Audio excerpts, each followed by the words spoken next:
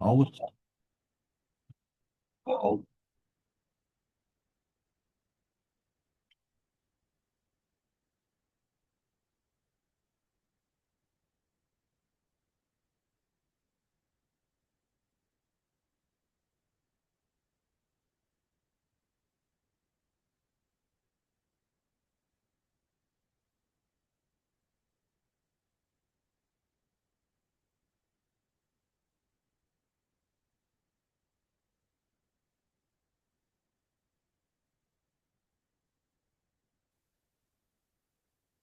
Disclaimer. The information and education material contained herein is meant to promote the general understanding and dialogue of GAN's processing. Such information is not meant or intended to serve as a substitute for a healthcare professional's clinical training, experience, or judgment. For patients and individuals, such information is not to be a substitute for professional medical, therapeutic, or healthcare advice or counseling. For medical issues or concerns, including decisions about medications and other treatments, readers, viewers, listeners should always consult their physician or, in serious cases, seek immediate assistance from emergency personnel. Prescription information, procedures, and use of medical devices information should be undertaken only by properly trained and certified medical personnel. We specifically disclaim any warranties, express or implied, including implied warranties of merchantability or fitness for a particular purpose. Such information is provided, as is, and is believed to be accurate at the time of its publishing, but it is the viewer's job to evaluate the accuracy of any information found in this presentation. Every case presented is of their own experience, applied by themselves for themselves, and it applies to their case only. Every person experiencing health problems should seek professional medical advice and consult their course of treatment with a doctor. The processes of plasma balancing described herein are a natural process which supports the body but does not replace medical advice or therapies one is already subject to. Hello. We are the Keshe Foundation. Our mission is to bring peace on Earth and join humanity with the universal community. We wish and work to bring man as equal to all beings in the universe. By teaching plasma science and technology equally to everyone, no one is left out and no one is abused due to lack of knowledge. By donating to us, you can help achieve this goal. keshefoundation.org/donate.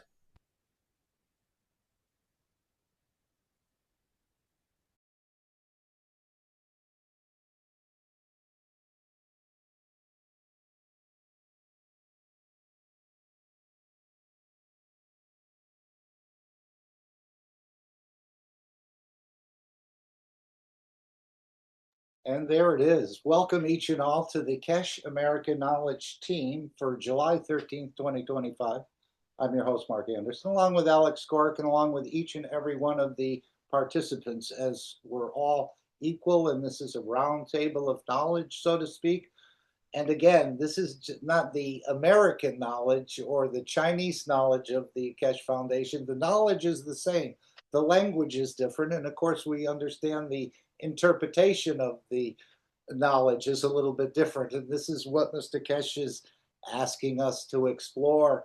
And of course, he's using systems to do that. It's you understanding yourself by yourself.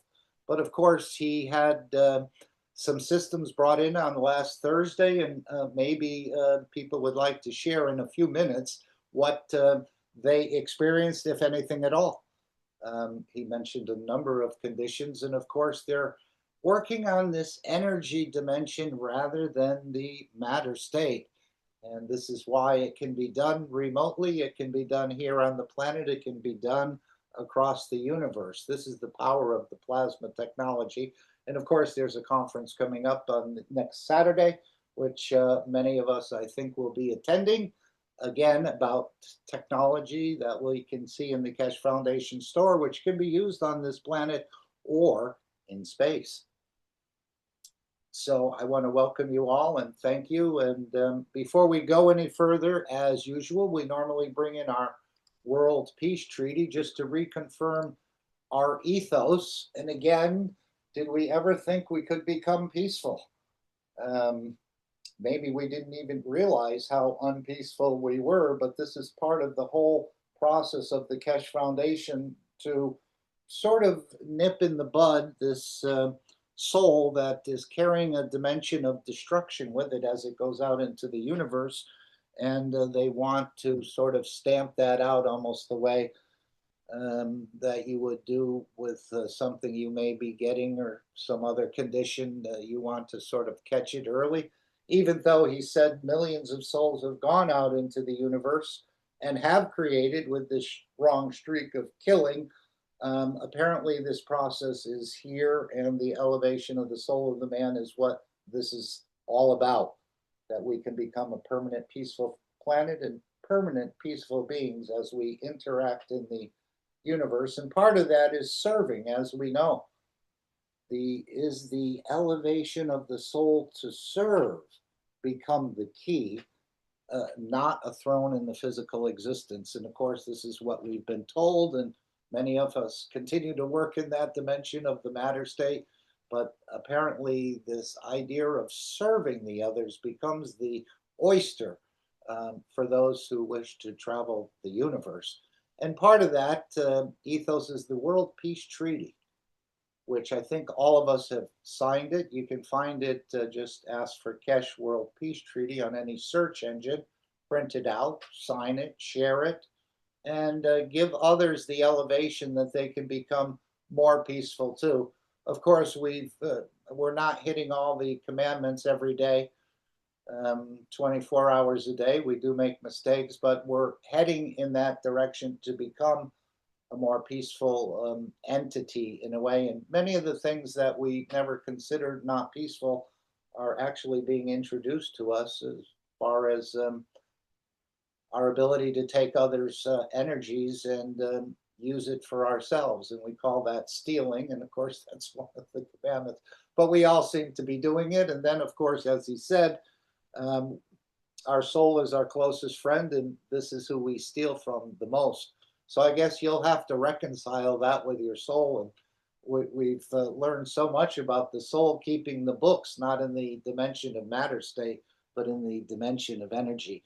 So if it's your wish to see peace, path of peace, as we've heard, is made very clearly. It's the soul of all of us as humanity, wishing for peace, and by giving through your emotions to the souls of those you want to change, we can create a peaceful planet. And we can do that with a lot of entities. And it's, again, this idea of exchange of energies to elevate the others.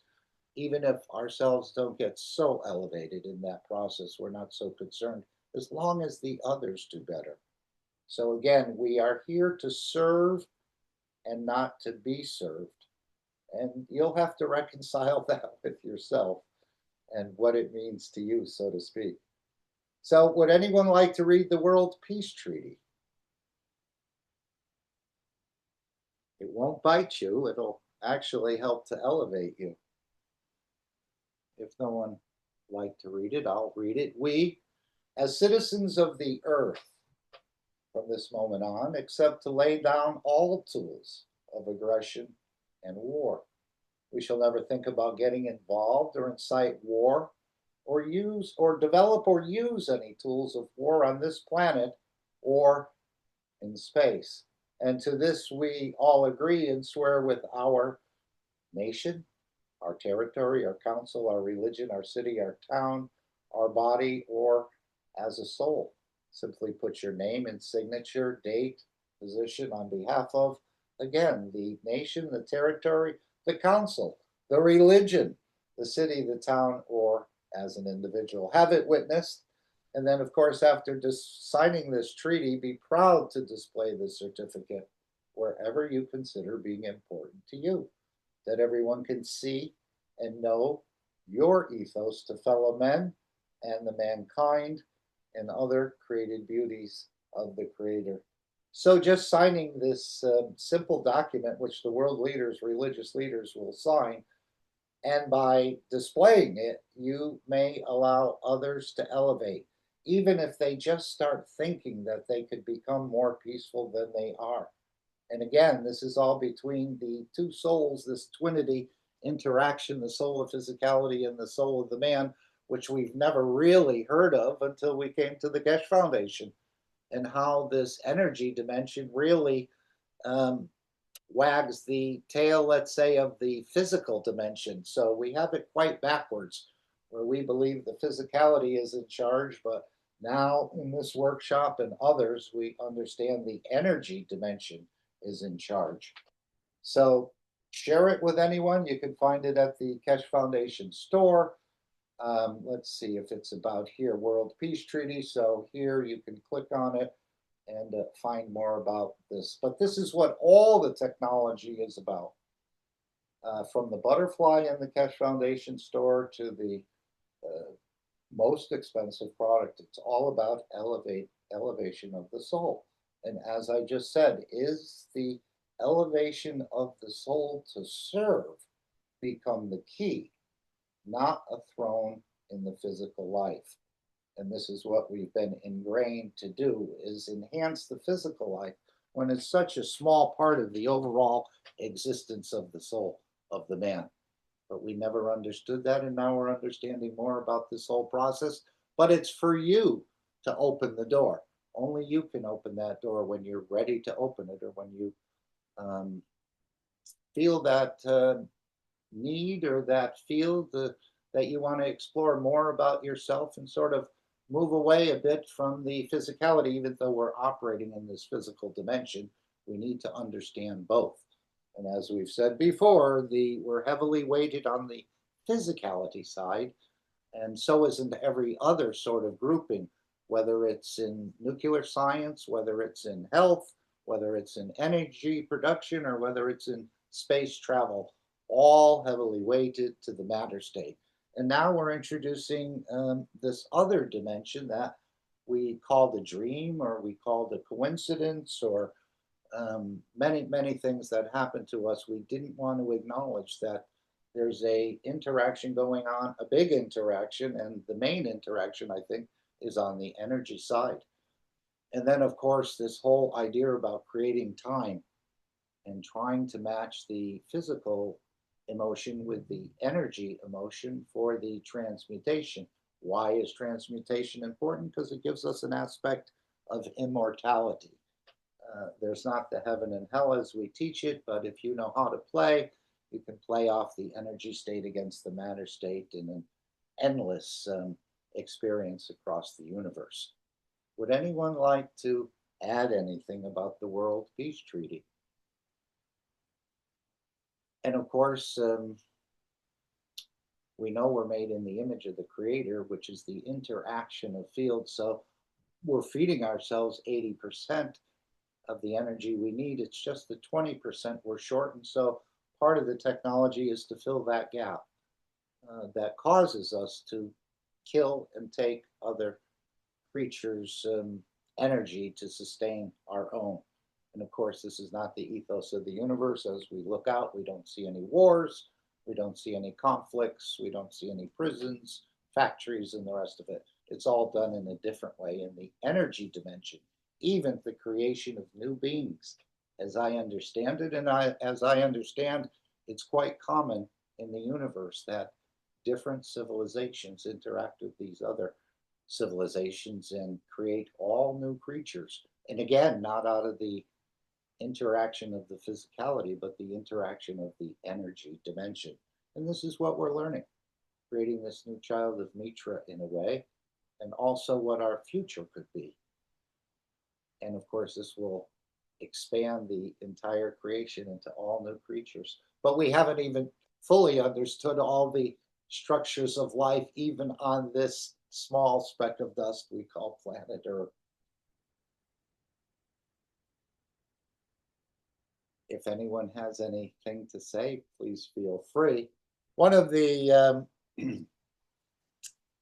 events that happened last Thursday was, of course, Mr. Keshe brought in a system to get very close to, well, I think the closeness of the creation of time will be on the 25th of July, but he was trying to interfere with your soul in a way that you sort of interact with yourself in a way I don't quite understand remotely of how to do that.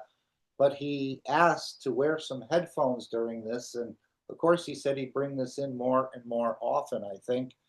And he said to see if you've noticed any changes in your anxiety level, your addiction level, skin rashes, eczema, asthma, any sort of conditions that you've been experiencing.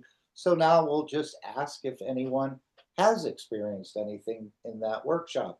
What I experienced near the end was the sort of the emotion of completeness I felt.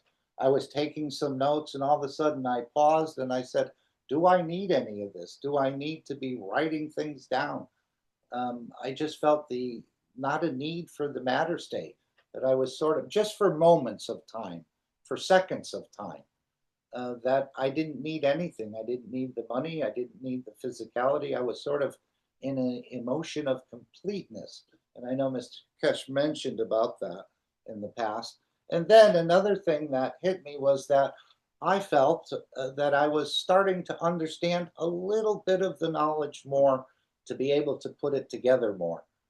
And again, this is a long journey. I've been here about 8 years, going into the ninth year next month. And yet I still say I haven't understood 1 billionth of this knowledge. But as Mr. Keshe has said in the past, the more we understand the totality, the more we understand we know nothing. So this knowledge is so huge and so big, but humbleness will allow you to absorb more. And of course, there's techniques in gaining knowledge in the universe, but man is not aware of these. Some of these techniques, as universal teachers, have access to all the knowledge, but man is not aware of how to do that. But perhaps in the future, that'll be explained. But we do carry quite a bit more knowledge than we did before the Keshe Foundation. And as Mr. Keshe said, all the Creator has is his knowledge and his love. And some of these things do look like magic, but of course it's science. And this is a science that meets the soul of the man. And this is a beautiful sort of way to put it. And understanding that we're really, the matter state is just part of the energy that the soul has created in interaction on this environment with this inertia and the magnetical gravitational fields of this planet. And we can do it repeatedly across the universe. So we're learning all about this before the final bell, before the last call. So I would consider us, well, I consider myself as privileged and also humbled at the same time, that this in a way is a gift. As Mr. Keshe said in this last workshop, he may stand for punishment as he's taught humanity too much. Of course, we haven't understood yet all that he's teaching. And of course, he's not only teaching the man, he's teaching the universal community as well, as I understand it, or those who hear the soul of him, to also bring them up to a new elevation. So I thought, as we usually do, we can sort of look at a summary. Does anyone have any sort of summary of the last Knowledge Seekers workshop? This was sent to me by another knowledge seeker, and I just thought we'd review this. Let's make sure we're sharing the screen. But anyone have any points or thoughts about this, again, teachings that are bringing you elevation and understanding that you'd like to share, perhaps? Or perhaps you'd like to share if you experienced anything in this workshop with your headphones on, or would anyone like to share if they experienced anything? And sometimes these things are very subtle, but I would think like a skin condition or asthma would be quite noticeable if any changes. And of course, sometimes it takes a period of time for the energies to settle in and to create a certain balance. So that doesn't mean just because it didn't happen at that point in time that it's not in the process or is happening right now, as I understand it. Would anyone like to share something or if you noticed anything in the last section.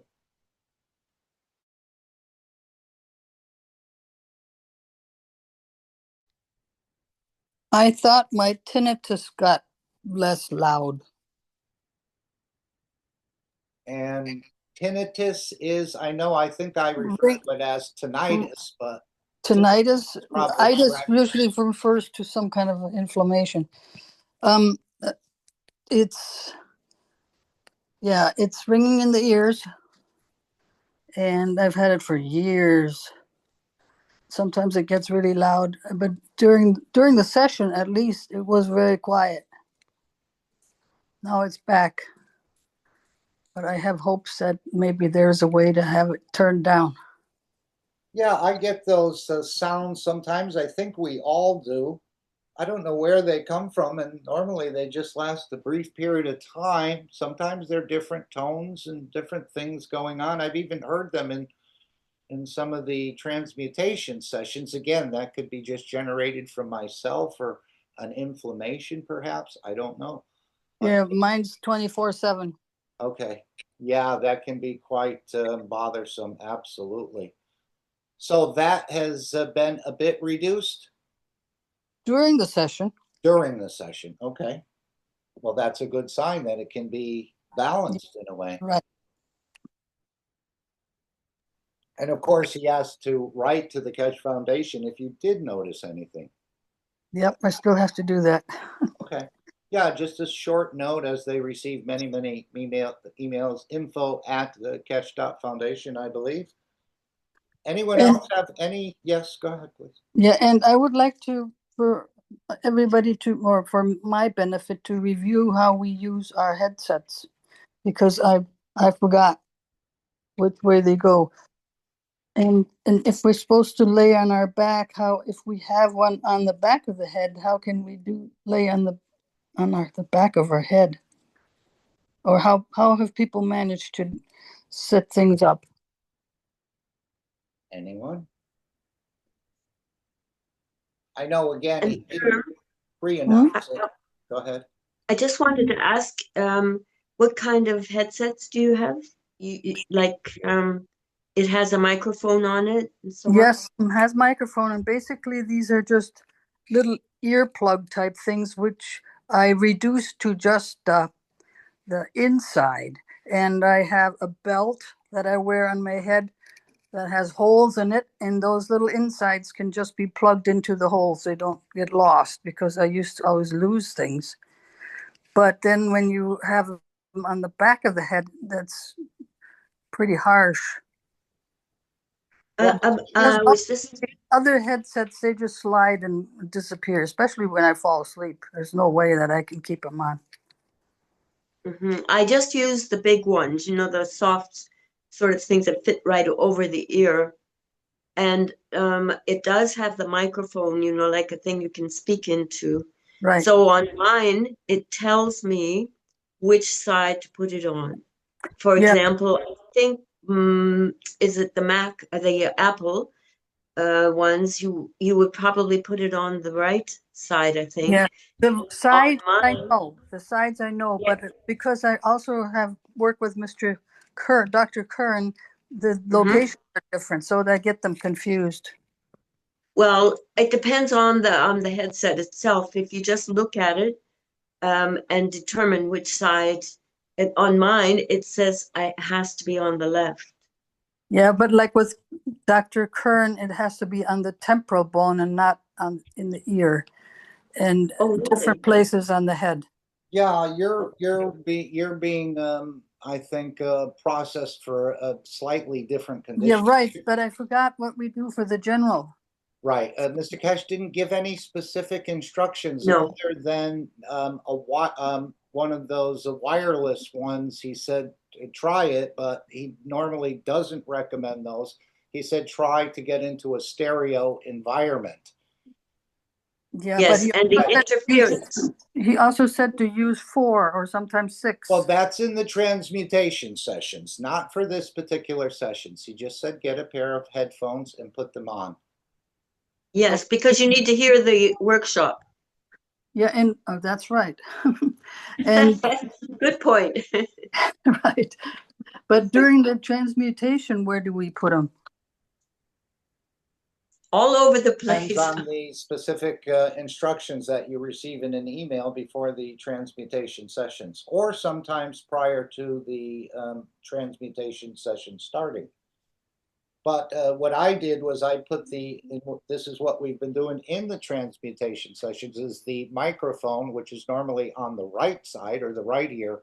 Um, we've been asked to put it on the left side Mm-hmm. with the microphone. So I only had one pair of headphones, and that's all I worked with. But there were no other instructions other than that the wireless ones are probably not perfect for this sort of application. Okay. So, and especially they don't stick to the head. I've tried to tape them on, but they don't. Yeah, no, if you're using multiple headsets, yes, you have to figure out a way to perhaps one of those ear knit things that just go over your ears, or other ways of applying it with tape, or a knit cap, perhaps. I've used Yeah. those before. But I have to say that my memory is significantly better, even not good enough yet for what I want. So, And would you want to share with us your list of tablets, or are you doing it without tablets? I don't have tablets. I have I have 4 vials they sent me recently. Okay. A left side and right side, and one in the sock next to the little toe, and on each side, right and left, and then the other pair goes in hands. Right, you're sort of creating a field around you with that, as I understand it. Right. But that's in the transmutation. That's more for what your condition is in the processing of that. But specifically in the workshop, anyone notice anything? May I add? Please. The communication headsets are different from the regular headsets, like we have for stereo speakers and microphones. So it was very short notice. So what I did is I pulled out the Ubesu headset, and I put the left one on the forehead, and that's the only headset that I used in that session. So I hope that helps there. Yeah. Did it work? It is hard for me to, shall we say, put a finger on it, because I just got this different feeling, and I'm trying to find English words to describe it, but it's not so much that euphoric feeling, and it's not that goofy California laid-back feeling, but and it's not Sylvester Cat satisfaction feeling, if you know what I mean. It's just a really nice feeling. Yeah, sort of a feeling of completeness. Now there's a good phrase. I like that.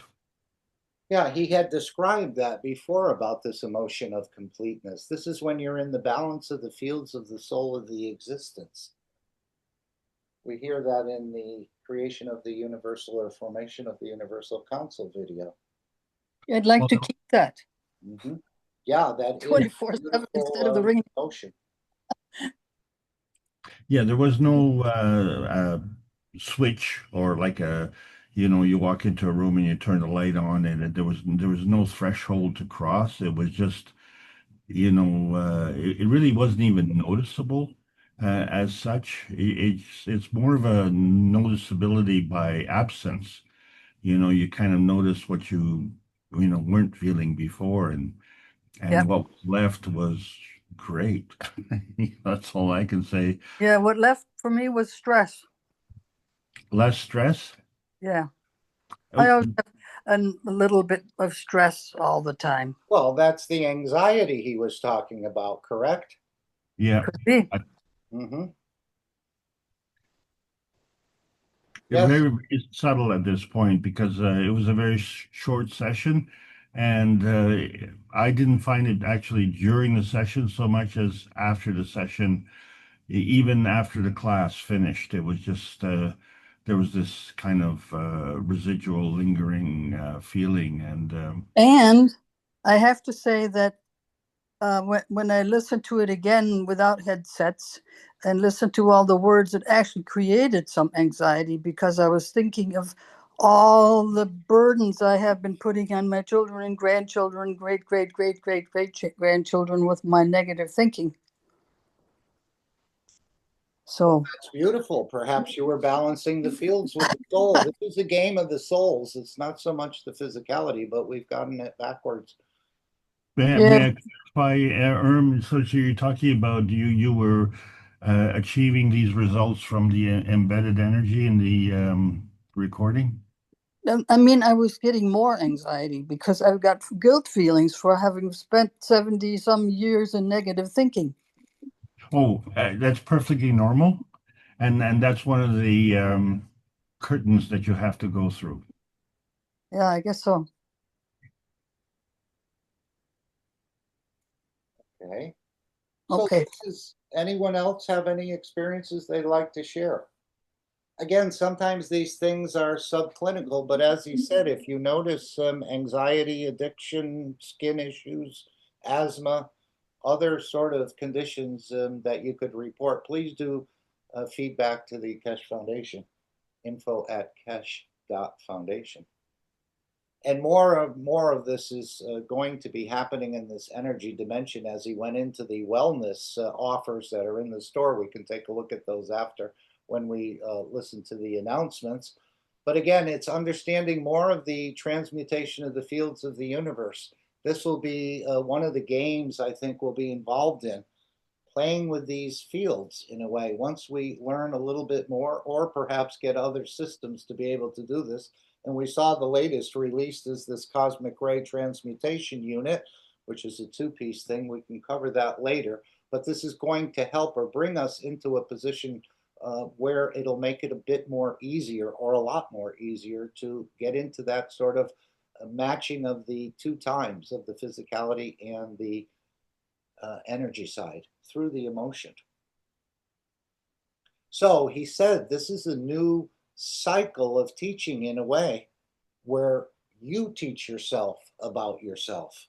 Again, he's trying to create that position where we don't need any intermediaries, I think, here on this planet or into space. And apparently in space there are, I don't know if they're gurus or what, but they may try to co-opt you. And if you're not aware of what you're getting into, you could be stuck for a period of time, as I understand it. So this is why he wants to take us into the universal community as equals, that we don't get abused. But again, the ethos of the universe is the stronger entity never abuses a weaker entity, but there could be some problems still existing out there. As we know, there's a lot of creation done by the entities that have left this planet, and they've created the very similar condition.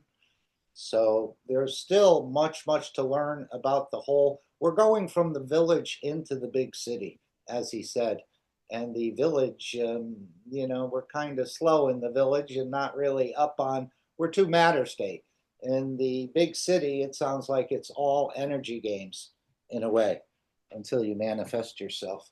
But there's so much more to learn. So this is the new cycle of teaching where you teach yourself or interact with yourself. This is what he's saying. And I know he had told us that in London, I believe, where he said you can actually transfer knowledge from one person to another without even saying anything. And this is perhaps how the knowledge will be growing more and more. Not so much, but we'll see. I know there's a number of ways he's mentioned about these teachings with the AI and the rest of this, and embedding, a soul, and putting in the universal knowledge into the AI, that you have, in a way, remote access to it. It doesn't even sound like it'll have to be paid for, but we'll have to see. And again, how time is created, again, matching the position, the place, and the possession with the emotion, the intellect, and the enlightenment. And again, this connection is made through the emotion. If we can match those two, we can then transmute. But I still think there's a way to go on this. but these systems are bringing it closer and closer to understanding. And as I said, the systems in the Keshe Foundation store, in a way, I believe, or they've been designed for the elevation of the soul, but to allow you to understand more. This is what's happening. It ingrains it within you without you even realizing sometimes processes are happening within you, but you're becoming more enlightened. This is just my interpretation of it. As we like to say, you do it the way it pleases you. And that could be a number of different ways. So a new cycle of teaching, and I think we need it because we haven't understood as much, but I think conditions could be created. As he said, when we get to the 12th year, we will become enlightened, or much more enlightened than we are today. And perhaps the sun is involved, the fields of the planet are involved, the systems that we're putting out are involved, and perhaps the universal community and obviously Mitra and the creator are involved. So we have a lot of people in a way on our side cheering us on, but yet we still have to bring it ourselves. But we're certainly being led, and as he said, we're interfering, just the way they're interfering with the wars and everything else on this planet, that in the future time we will see and we'll understand more as we reference today's time and position and what's going on. So he's going with this direct interaction with the soul of the participants, and this is what's taking place between your soul, perhaps soul of physicality, and the systems that are being developed and introduced in the background. Again, we talked about time, realizing time is not fixed. Time is just like a fluid, and we can create the time. And that was beautiful what he said in the 596 about creating that time within yourself for elevation of the world leaders. He said you don't need the silence. We're going to play that before we do the creation of the peace dome. It's only about 1 minute and 45 seconds, but very interesting that he said we're bringing in, with the silence, you're bringing in a dimension of physicality, but he said without the silence, creating the time within you, you'd be able to reach better. And maybe that whole silence issue came out of the religious end of it. And again, time and its consequences are not determined by the physical person, but by the book of the soul. Well, the soul is keeping an accounting, I guess, of what's happening in the physicality, and it will deliver to you what you're, in a way, creating. And this is the book of the soul. And as we know, they're going back, what, 500 generations, that in a way we sort of are carrying the burden of our ancestors with us. And those books have to balance at some point in time. And this is the book of the soul. And they don't need, it doesn't have to be instantaneous. We think because there was no effect that we got away with something, but again, there's no timeline with the souls. They're at zero time. So whether it happens 1,000 years from now or a year from now or tomorrow, to the soul apparently, or the collection of souls, it's all the same as they balance things out. And this was a huge part of the teaching, right? When he said what was happening in Gaza, what the Palestinians did in Iran, what's happening to the Christians in Syria, as they had sided with the former regime and they had done a lot of killing, and now they're being, this is the balancing of the books.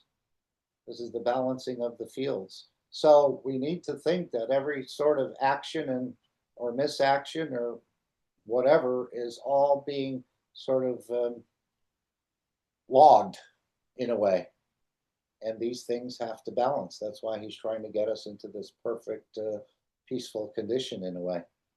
Maybe we'll never achieve it, as we know the child of Mitra will achieve it, but because we've been created through the physicality, we won't be able to fully achieve it, but we can certainly improve our position in our next cycle, as I understand it, and improve our condition here at this current time. But it's for you to open that door and explore yourself. I have no idea what's going on within you. I didn't live your life. I don't have all those experiences. And I certainly don't have your ancestors. I have my own set of ancestors. in a way. And by correcting, I think, ourselves, we can also correct some issues for our ancestors that they could perhaps understand more. Anyone have a comment on that?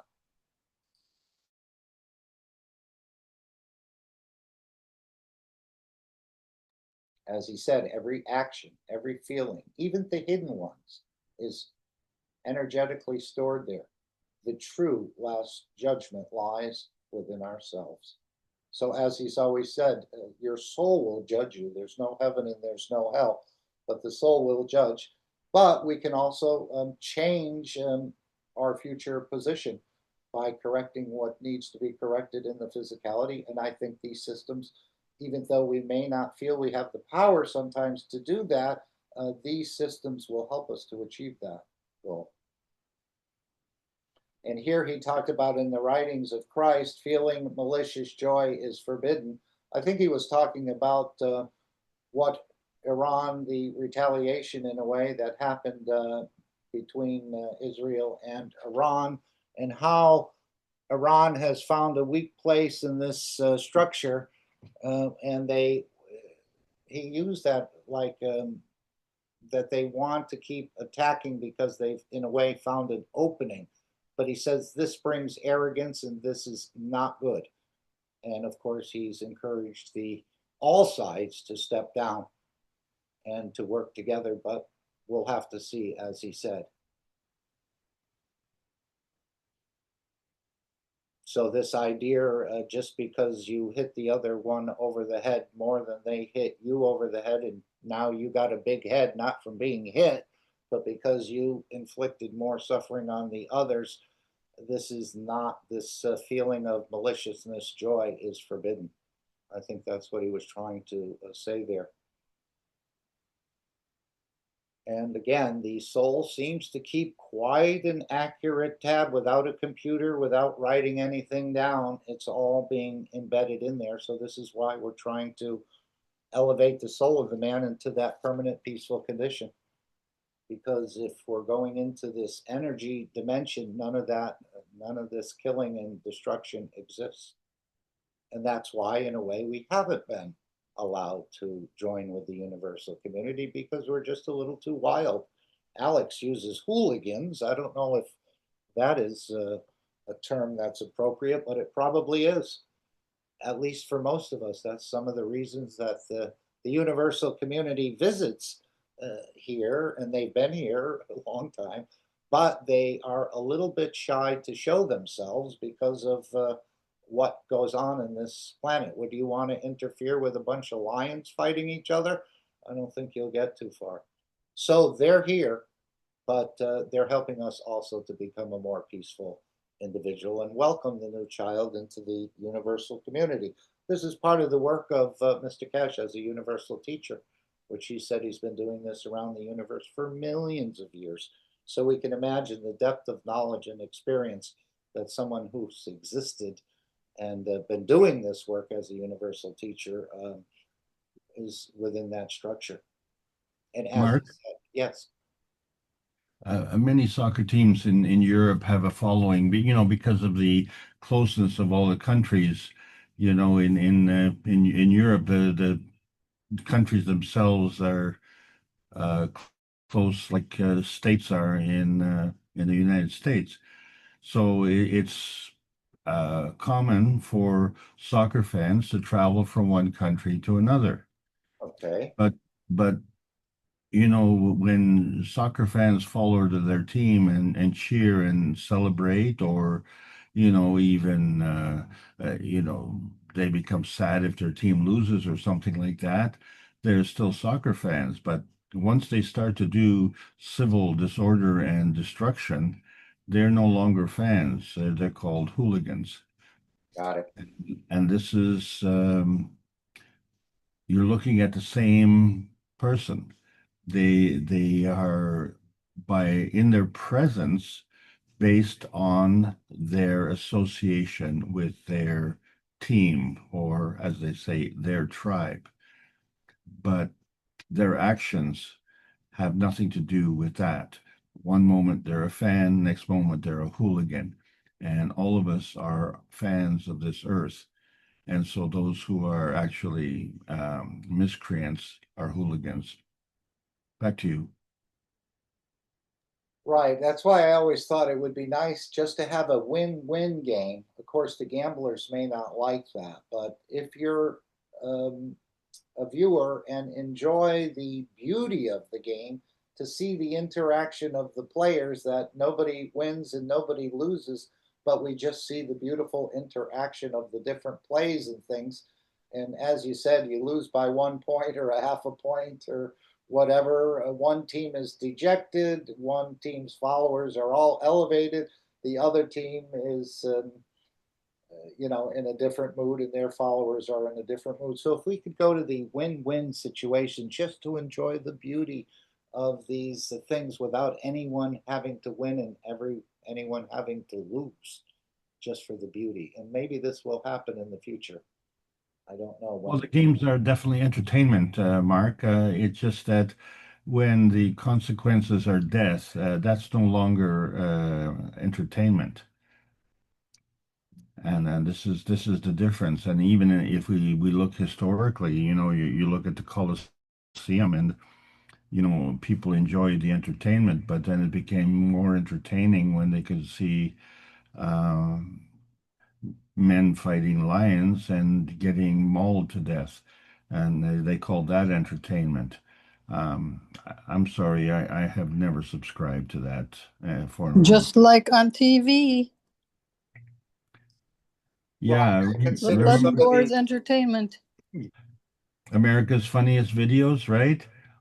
You remember the one where they had a video of the guy jumping over and he fell awkwardly and broke his leg, and everybody was laughing hysterically.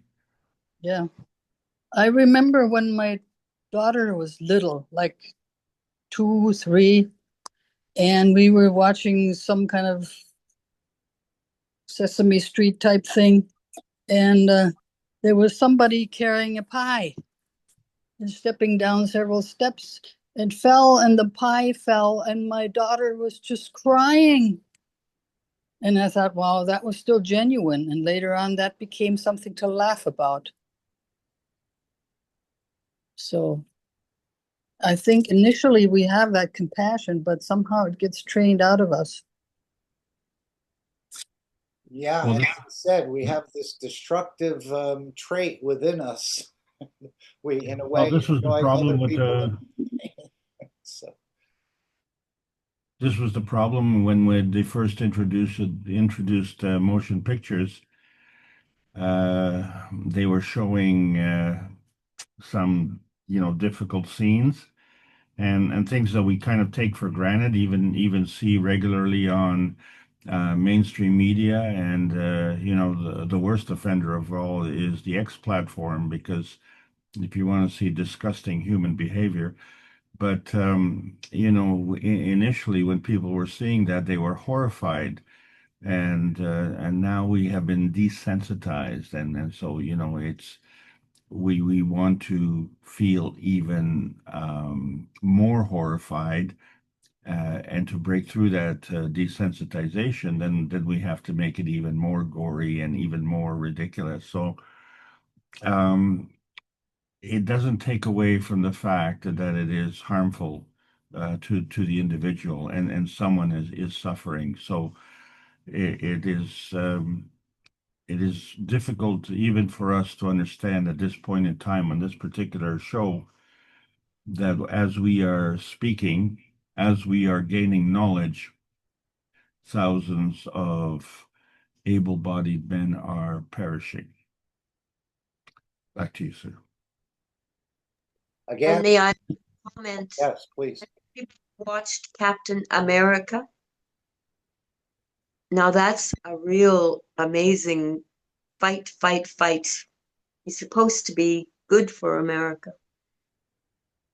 Exactly. As I've often said, the wrestling and the sports are more or less a soap opera for men. To get involved the same way women, I don't think they do it so much anymore, but would get involved in these soap operas and on the sports team, who got injured, who's trading. This guy got suspended. This one got, it's all a big sort of diversion. Again, keeping us in the physicality and not letting us find our true energy dimension. But it is beautiful to see the human form do some of these beautiful maneuvers and feats on the fields of play, let's say. Humans must not forget that true time is determined by the soul's emotion. Those who recognize and live this can act in harmony with the universe. And of course, this is what we're going to have to be, and this is what we're being prepared for. We're being taken into the universal community as equals. And again, there's notes for the transmutation session. Of course, he said this will be one of the closest, or maybe it was in today, so close to the creation of time.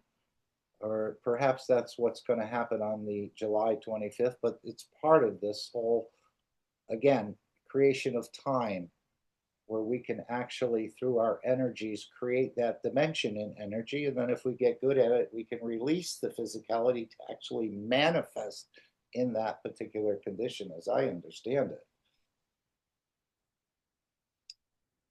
Okay, soul connection and perception. Again, this is a knowledge seeker's interpretation of that workshop, and I thank them for this. Soul connection and perception of physical mental processes more intensively with the cosmic ray bundles, and we heard someone has ordered one. And I've been actually playing with walking on the beach and walking in the sand, walking on the grass, and also using my cosmic ray communication bundle as I lay on the ground and put my head on the ground and make that connection with the soul of the planet. I think it's creating a little bit of balance or something. Nothing major, no bright lights or, fireworks went off, but it's just a process in a way of reconnecting with the soul of this planet. And as we know, there's no coincidences. We think of the mother, or we want to dream about the mother, and we do. It's not a coincidence. It's what you actually had desired, and the soul wanted to meet your wish. And that's another thing I've been doing, is using the wish more in my thinking and my words. If I'm looking for something, I don't say I want this thing. I say I wish for this. So again, it may sound silly, and I always thought wishes were for children. When you're an adult, you stop wishing and you roll up your sleeves and you get the job done in the physicality. But the wish is the most powerful, in a way, one of the more powerful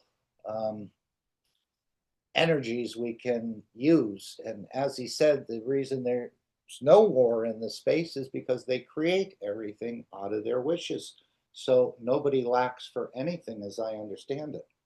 And there still are entities that apparently are show-offs and other things in the universe, but they're only a very, very tiny percentage. Just like we're just a tiny percentage of leaving this planet with the wrong streak in us and then carrying that forward. But this is why the universal teacher is here, to sort of correct that condition, that they stop this from going any further. And who would have thought that? I mean, you would only think that about someone who was really bad, like, we can Genghis Khan and other people in history. But apparently, this little subtle thing of taking other entities' energy is what we're carrying into the next creation. So you will create. They just want a more perfect creation of the creation. And this is part of the remodeling, I think, of the universe. This is a gift from the creator, that we're actually being elevated rather than thrown into the dustbin or allowed to get pulled back into the sun and never heard of from again. All right, there's no coincidence. Everything is the balancing of the books. Try to teach it to your children. And again, we have this ethos, or in a way, the ethos of Mitra, which is the thinking good, the speaking good, and the acting good, which was the gifts of the three wise men, but most of the Christians missed it.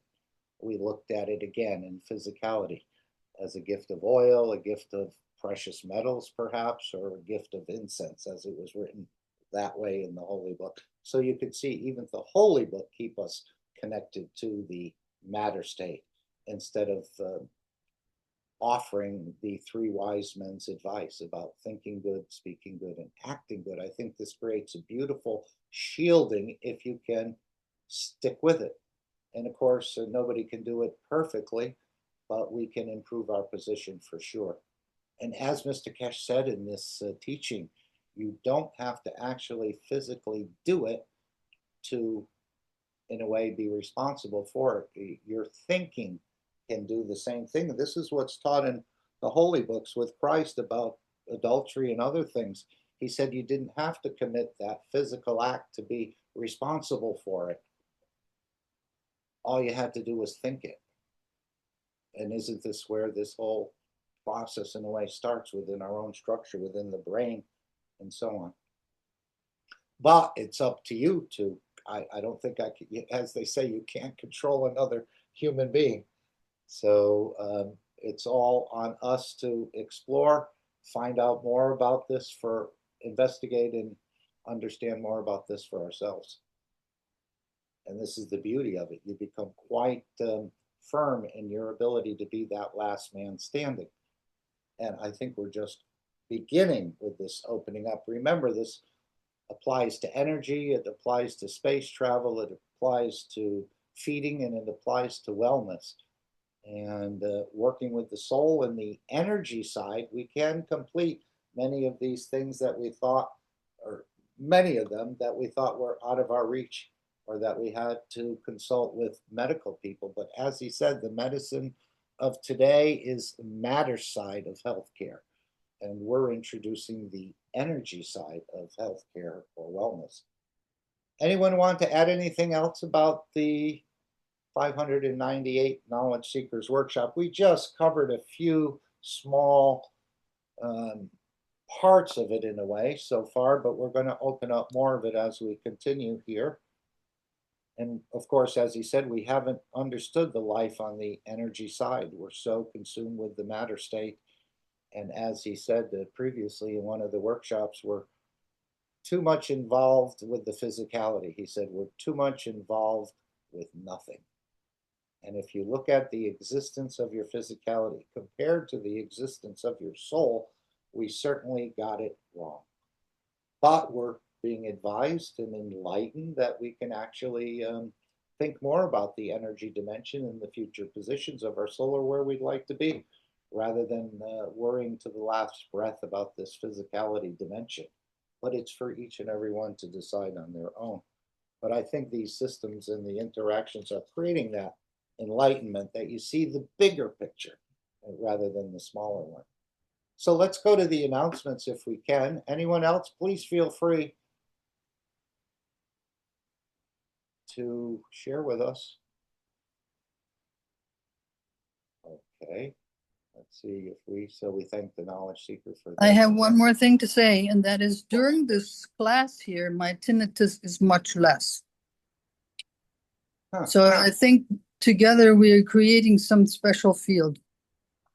Well, we don't have any systems running other than our own. That's exactly right. Thank you, everybody. Well, thank you, Lauren, for your participation. Thank everyone. As again, we're very fortunate and blessed. But as we know, our souls brought us here, I think, to support the work of the foundation, and to almost like in a John the Baptist sort of way, where he announced the coming of the Messiah, supposedly. But as we understood, Mr. Keshe is not the Messiah. He said the knowledge. He said, we're looking for a man. He said, if the Messiah is not a man, the Messiah is the knowledge. And as I said earlier, all the Creator has is his knowledge and his love. So with this knowledge, you can be, even though Mr. Keshe says, I don't do magic, but if you understand this knowledge, you can become a magician too, where you can transmute, you can bring wellness to yourself, you can bring wellness to others, you can feed yourself, and you can travel across the universe. Okay, let's see if I can find the announcement somewhere. I thought I had this set up. All right, it may take me a moment to find out where this went. Let me try this just to see. Did I lose it? Yeah, that's not the one I want. Okay, we're going to go and just bring this up again. All right, here's the one we played earlier about We Are the Keshe Foundation. And of course, Mr. Keshe wouldn't ask for funds if he didn't need them. And I believe you're banking forward. Ike says, our true essence is creation, not destruction. Soon the foundation will introduce a new game, a paradigm shift from the idea of competition, killing, to the idea of competition, killing, to cooperation. Yes, I think the name of that computer game, is that what it's called, Ike? Is maybe you want to tell us more? Or what you've understood? Oh, I don't know much. It's still coming out, but it just would change the landscape. Because if you notice, everything we do here on this earth is to compete, to destroy, to put down. To win. Yeah, to win. So if our true essence is just like the universe, the way it is over there, creation, that means we need to start looking into that. And how do we do that? We can start by cultivating the habit of cooperation and creating than trying to destroy. We see the movies killing, so much killing. These are fields that are being sent out. And when you watch these things, it starts building in you. But if we change our habits and start thinking in that positive creation mentality, I think that's how we can come back to the mother, the universe. And that's an enlightenment. Thank you, Ike. Yes, it and is. Of course, I believe that's the name of the new computer game. It's called Enlightenment. And I think adults and children can play. Perhaps we'll learn more computer skills by playing this game, but also mostly the ethos of understanding the creation and the ethos of the whole operation, where the stronger elevates the weaker, as Ike said, on this planet, the stronger eats the weaker, whether it's a fish or whether it's a corporation or whether it's a government. This has been so we're moving. And again, the borders will be coming down. We're going to one planet, one nation, one race for world peace. So the borders will eventually be dissolved, hopefully sooner than later. But again, it's going to take a lot of trust for the government. As Mr. Keshe said, he can release the transmutation systems tomorrow, but the governments are not ready for it. They still want to control you. So they're going to have to get over this. So continue to elevate these world leaders that they change their position. And again, as he said, it's not a day job. They're quite low. They don't know any other position. So it takes a lot of elevation. And we continue to do that individually and collectively. So let's go to the I think this is the announcements. Okay, thank you. Okay, that brings us to our second part of the workshop. And Mr. Keshe, I think you're probably... And we'll just go back and forth from the store. He mentions a couple things. We'll just show you in the store where you can take up the offers that you find or what he's referencing in a way. Ready to go ahead with whatever you have in mind? Oh, there's a lot in my mind you don't want to know. First of all, before I forget, those of you who are coming to Vienna for the conference, please book your reservation on the site we have already released for next Saturday, sorry. It's from 3 to 6 o'clock and in the afternoon. And just go to the links provided or ask the request, if you don't have the link, to info@keshe.foundation. We try to post that everywhere possible, and we try to inform you as whatever.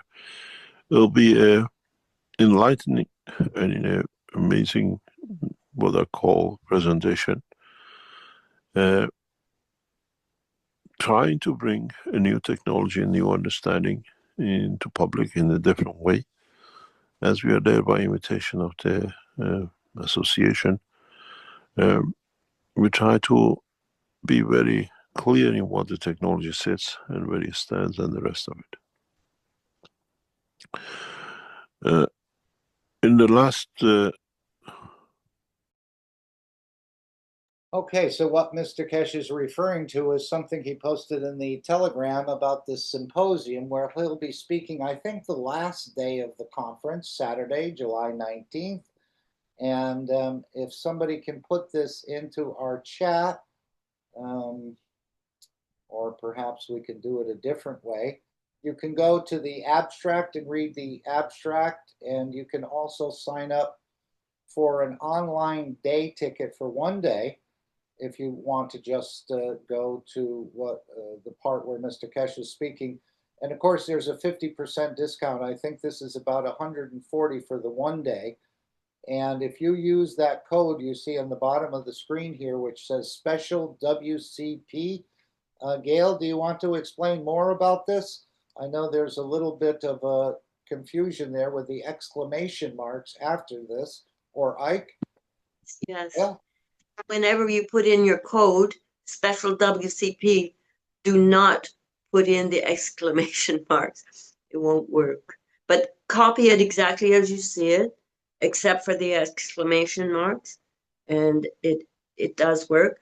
When you end up with payment, you have to wait a bit, maybe 10 minutes, 15 minutes. So don't panic, just let it take its time. And then they do send you an email with your tickets. I haven't received mine yet, but I think it'll be closer to the time of the workshop. Oh, that was perfect. Thank you, Gail. And of course, you can go to the abstract and read, which we did last week. We shared this. And if you don't think energy makes a difference in the matter state, just look at the astronauts. Certainly, these space. Yes. Yes, a comment. If you don't know German, there are two little flags. One for is it Austria, and the other one for English from the UK. The British flag. So if you want English, you click on the British flag. Otherwise, it shows in German. Right. I'm just trying to. Gail, Yes. Yes. I did mine today while we were on, and I got my tickets already. Oh, good. Because you said you haven't got yours, so you have to check your email. Yeah, I'll go back and check it. Thanks for that. And thank you, Ike, and thank you, Gail. And this is where you will pick up this online ticket here. Again, this is the flag she was talking about. So if you want English, you need to press on the English. I think it comes in German. Mr. Keshe will be speaking on the conference is the 16th to the 19th. This is the psychotherapy conference. And you can just go down to that position. I think it's the 19th, which is here. So for the one day ticket, it's $139. You just simply add one, then you'd go to the next, and it asks you for some more information. And it's pretty straightforward for the most part. The billing, you don't need a company name. And of course, you'll personalize it a little bit. You have to agree to the privacy and you have to agree to the terms of service. And then you'll go to the next page, which you can put in your credit card information. But you will, as I understand it, anyone check and be sure you got the discount. I guess you can check with your credit card company or something, and there's probably a small exchange rate and maybe a credit card fee. But again, the knowledge that Mr. Keshe will be delivering and sharing, I'm sure many space programs are going to be listening in, from the Chinese to the Russians to the Americans to the Brazilians, the Europeans. They're very all interested in this energy, creating different emotions. Anyone else? Mark, Yes. yeah, just make sure when you are pressing to pay, it will come up with 69.50, I think it is, 69 euros and 50. Okay, So you, after you put the code in. yes. So you will know right away just how much they're taking from you. Got it. If it says 140, you've done something wrong. Mm-hmm. Yes. Means you have to go back and make sure the code is in.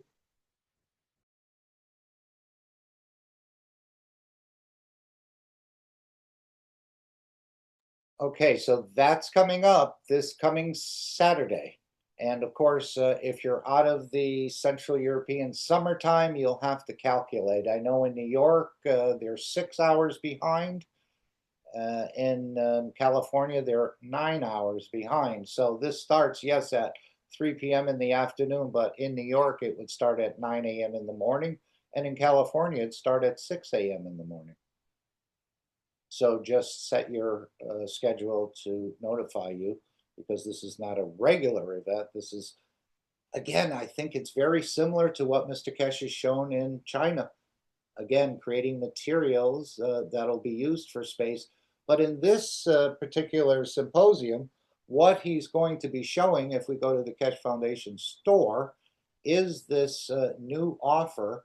Let's just find the store if we can.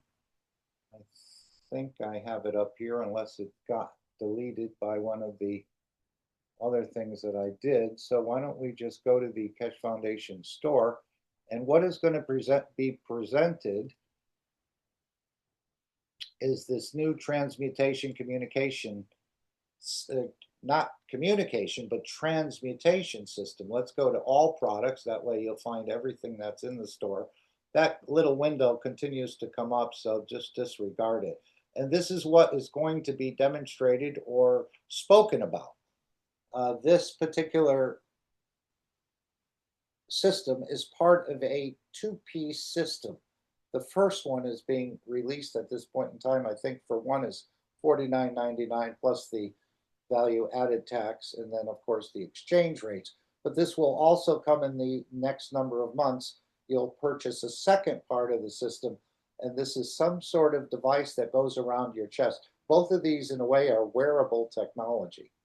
So that's what Mr. Keshe will be speaking about. And this, to me, is a dual use technology. It can be used in the space program for the astronauts, as I understand it, and it can also be used on the planet in the matter state to balance out any sort of conditions, perhaps in the physicality. And there's many more things it can do, as I understand it. The unit is set to revolutionize space transmutation technology. Remember, when he talks about space transmutation technology, this is the dream state, or what we call the dream state, which is really the energy work of your soul. We've been told, again, to call it a dream. We've been misdirected. And of course, as we understand, this is an insult to the soul to say it's a dream. This is actually the energy dimension that you're working in. And when you remember it, that's because the soul allowed energies to, in a way, come back through the brain, that you would understand the energy interaction. You want to dream about the mother, you see the mother in the dream, but if the soul did not show you in what you understood as the mother, in that form you remember, you wouldn't understand the energy interaction. So the unit is set to revolutionize space transmutation technology. Remember, the fellow at the Skunk Works, when he retired, he said, if you know how ESP works, you understand what I'm talking about. When he referenced the ability of this Skunk Works group to be able to take ET home. Again, this sounds like what's going on within the human structure itself. As we know, what we see in the depths of the universe, we see in the depths of the soul of the man. but we haven't been able to fully open it up, except when we daydream or we have a nighttime, what we call a dream. The combined forces of energy and positioning of fields in the center of the human brain will become the feeder and communicator of the human in space. So again, there's something special about this brain, and I think he's talking here in the matter state, because when you go in the energy state, I don't think, well, the brain may still interact here while you're in that energy state. The universal cosmic ray plasma energy transmutation unit is the first step in the development of receiving and feeding back energy from the central energy fields of the human body. Remember what he said, he's trying to get us to interact with ourselves and expand on this understanding. We have developed this unit to be able to transfer matter energy to plasma energy and vice versa. And you're not alone with this unit, as I understand it. It's connected to a much bigger system. You'll be able to do it on your own, but you can also use it, I believe, with the captain. And this is part of the transmutation. So they developed this to transfer matter energy to plasma energy and vice versa to one's body without the need for communication or feeding systems and materials. This is the first of many units which will be released as series of new developments in creating new energy structure for wellness transfer of emotion and feeding the humans in space.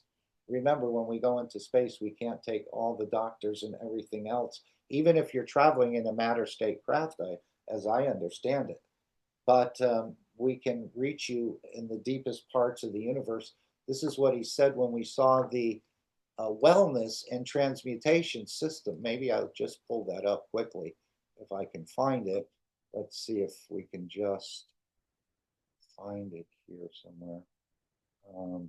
And we've all seen this flight system. Let me just bring it over.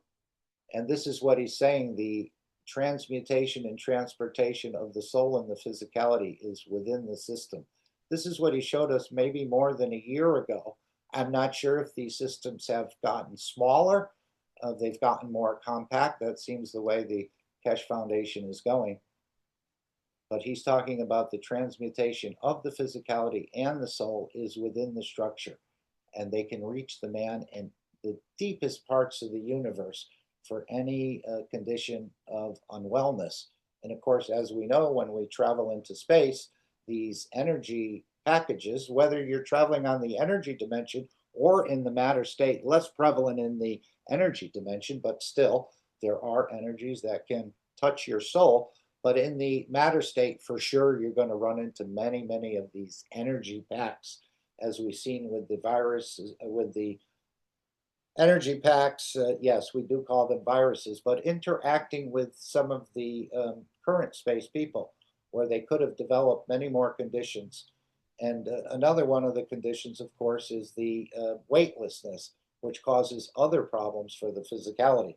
So until we can develop a system that provides the 1G as we have here on Earth, as I understand it, the weightlessness will come into a problem. But bigger than that are these energies changing the emotion of a captain or some of the passengers that they then begin to, let's say, act out or act funny on the craft. And this is very real. I don't think the space agencies have shared a lot of this with the public. Apparently it's there, but it's not well publicized, that you can have some conditions created. And if we just go back, if I can, let's see where that is. Okay, so this is what's going to be demonstrated, but what I wanted to show, again, I think we may have to, let's just try this again. If you go to the abstract on this page, you can see the biggest problem for humans for long-term colonization in space will not be its food and water, but the psychological depression, lack of physical contact, spacesuits, lack of verbal communication, maybe speaking through a confirmation of emotion, and the crisis which will bring for humans of space. As the advancement of space technology looms on humanity, we know China is going to hopefully colonize the moon by 2030 in cooperation with the Keshe Foundation and hopefully other governments. We could do a multi-government colonization plan. One can reach different planetary systems in the future. Space travel, one knows that one might never come back due to different factors in technological or scientific achievement. But one will still have the yearning to talk, transfer emotions, to have physical touch, to be able to stand long-term weightlessness. So this system, this headphone and I don't know, or head unit plus a chest unit will provide the ability to transmute, but it'll also provide the balancing, as I understand it, of energies you may pick up when you walk on a planet or just traveling on a craft. And again, I think it'll be more walking on a planet, as I certainly wouldn't take a craft across the solar system unless you had some sort of perfected shielding on it. Otherwise, you're going to be certainly subject to these energy interactions. So the shielding will come, but then if you do walk on a planet or interact that way, you'll certainly have to get sort of decontaminated in a way, if we could look at it that way. You pick up some radiation when you're working around a nuclear facility or in it, and you may need to be decontaminated as a worker. So now as we travel into space, pick up these energy packs, you become depressed, you're crying all the time. We need to balance that out. And again, we don't destroy these energy packs as we saw in the COVID, we just weaken them till they become acceptable even as food to us, as I understand it, the weakened energy. But we're not even killing that one. So we're just sort of balancing the energy out, as I understand it. Anyone want to add this? And of course, this is all getting ready for what's coming. And I think it'll be the magnetic gravitational positioning craft rather than, and this is what we see with the UFOs, just a fancy matter state reactor, as I understand it, but not the true way the creator travels. But it'll certainly be a huge advancement for humanity. As he said, as we start to interact with the universal community, we'll show them more of the transmutation. If they understood it, they wouldn't be in the craft, and they'll teach us more about their advanced craft and how to build them or construct them or grow them, perhaps, or create them the way they do. And they're perhaps millions of years of experience. So feel free to sign up, support it. I don't think it'll be recorded, that you can get a recording. I don't know. But as we saw in Beijing, what Mr. Keshe demonstrated in creation of gold out of the matter energies, that is proprietary, and that belongs to the Markrate Corporation, which is the licensing and financial arm of the Keshe Foundation. Okay, let's go back to the announcements if we can. And then I'm not sure what he mentions next, but we'll go back to the store and find that as well. Session of July session on a Friday. As we said, we bring you to a position to transmute for yourself. And today we set up a system in the background, and I hope many of you have understood it, especially if you had a cosmic ray, what we call balls with you, to test it, to understand it. The system will be ongoing for a few more minutes, and then we switch it off and we withdraw.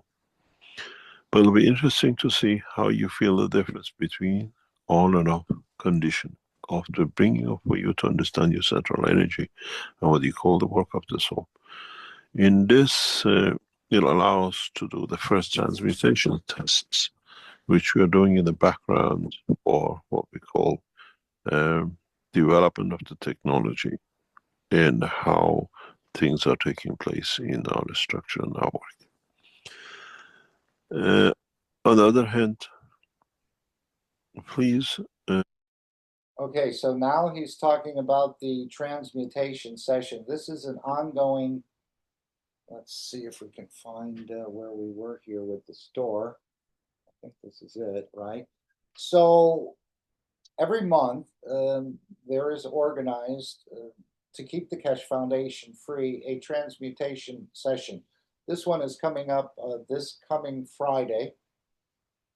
And as you can see, it's €500 plus the value added tax, and you're keeping the Keshe Foundation free for humanity. This is the main idea, and for our scientists to learn. So whether you receive anything from this, you don't receive anything from this, to me, that's secondary. But to develop a system that can reach everyone and everyone has access to it is actually the reason we're doing this. So the July 25th session is upon us. And again, the last session was, I think, about 3 or 4 hours, and the one before that was less than that. But this is what you can sign up for and to become part of the understanding more about transmutation and your ability to do that. And you may receive a small gift. I don't mean a physical gift. I mean something within your structure may change if the soul decides to change it, or I think they're doing different things in a way with different groups or different people. But the way we're doing it now is we're flying with the captain. The captain has certain other systems that we're not aware of. And then, of course, the captains are backed by huge technology in the background. And what the passengers are trying to do is to, in a way, embed the soul, your soul, with the captain and trust that you can operate that way. Very similar to the way you trust a captain, or usually you don't even think about it. You just get on the plane and you know there's a captain there. And we need to learn to trust all the captains. So let's continue.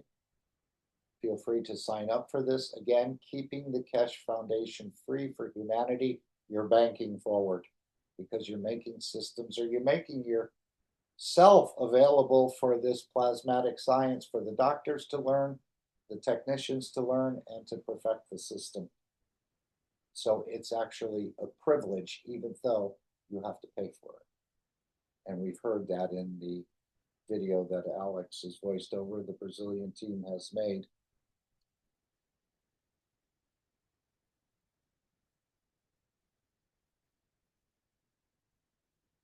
Okay, I think our video is stuck, but that's not a problem. We'll pull up another one.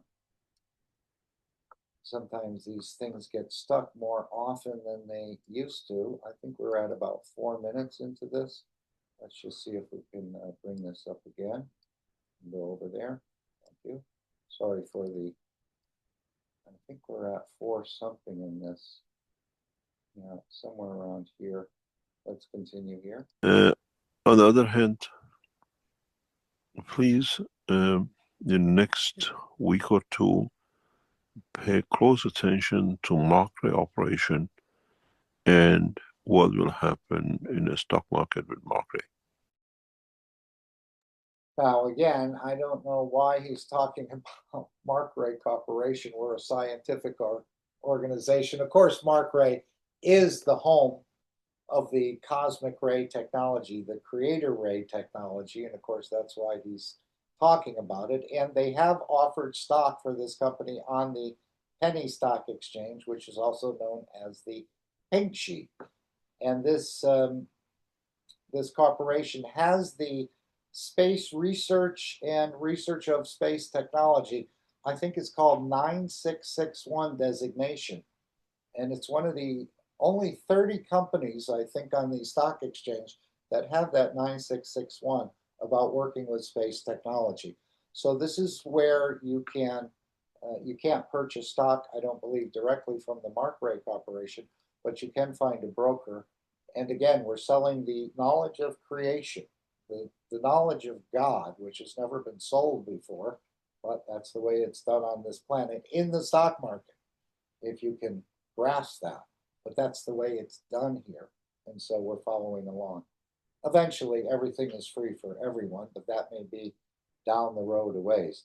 But right now, the Mark Ray is the licensing arm and the financial arm of the Keshe Foundation. And there's going to be many Mark Rays, as we saw the Chinese Mark Ray come into existence on the in a way, the May 10th to May 12th presentation in Beijing, which you can find on the Cosmic Ray YouTube channel of the Keshe Foundation.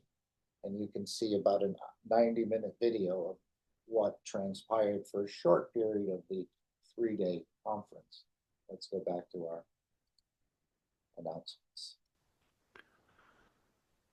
It is important that those of you who have bought shares receive your certificates and confirmation of. You got to understand, Mark Ray is the financial arm of the Keshe Foundation, is international operations in what we call new development of technologies, and our cooperation and collaboration with many countries which are coming up will directly affect the share value. And make sure that your shares are registered, that in the future you'll not, or you'll not be what we call, say, given fake shares or fake valuation of the shares and the rest of it. As I said, the valuation of the shares in the stock market does not reflect in what the Keshe Foundation does, because we are doing some works that we have to put in the right way for it to indicate its position and what value. So please, those of you who bought shares, make sure you have your shares in your hand, and at the same time be aware that Keshe Foundation has received 2.8 million shares for disbursement to support the Keshe Foundation to provide and solve the problem we are currently in, which we hope that we can do that in the next few weeks. Understand your, what I call, the position in the stock market, and those of you who ask us to, you would like to purchase shares from us, the shares are given at a value which has been offered by the knowledge seekers to us to support the work of the Keshe Foundation, and does not reflect what is in the stock market share prices. In a way, you're investing in the future of the foundation work. And at the same time, the valuation will reflect on its own work in the coming time. So you can write to info@Keshe Foundation if you don't have a broker, perhaps in your area of the world. I'm not sure if he's continuing that or not, but you can write to them and say you're interested in purchasing shares. You don't have any access in your part of the world, or you can find someone perhaps in an area of the world that has access to this. But I think a small dollar or euro investment in this will pay back huge in the future. As I understand, these shares will be worth quite a bit in the coming time, and maybe sooner than later. And of course, once this is one of the reasons they put it in the penny stock exchange, so more people could take have bigger leverage. If the shares started out in the NASDAQ or somewhere else, the share price would be much, much higher. So for $100, let's say you could only get 10 shares. In the penny for 10 cents, you can get thousands of shares. And this is why he said we know what they're doing. So this would allow more people to actually see a much bigger increase in their share prices. And hopefully some of that will go back to the Keshe Foundation. We continue. In respect to work of the, what I call the Keshe Foundation, and the work of us with space work and what I call the defense technology, we will call upon many of you who work in this industry to join us in a very near future. If you are in a space, plasma, nuclear, and in what I call quantum physics, quantum communication, satellites, and you'd like to work with the Keshe Foundation, let us know, as we're creating new opportunities in the next 2-3 weeks, that we are looking for elite scientists to join us. The word will go out, we'll promote it through our work, through market cooperation. But if you're knowledge seekers in this field, please join us, let us know, and then we'll bring you in with your knowledge you have in the plasma of the Keshe Foundation to set up the next steps for what we call the space technology development. If there are any questions, please let me know. And Let's see where we go.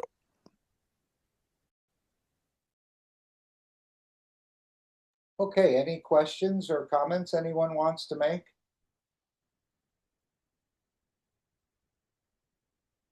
I think we'll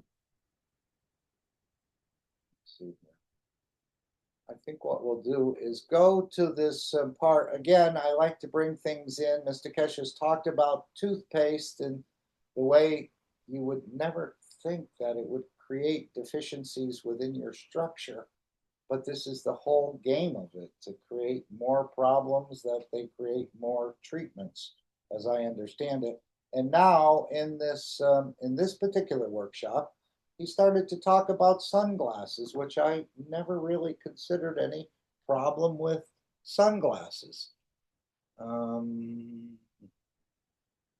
Let's just see if we can find it here.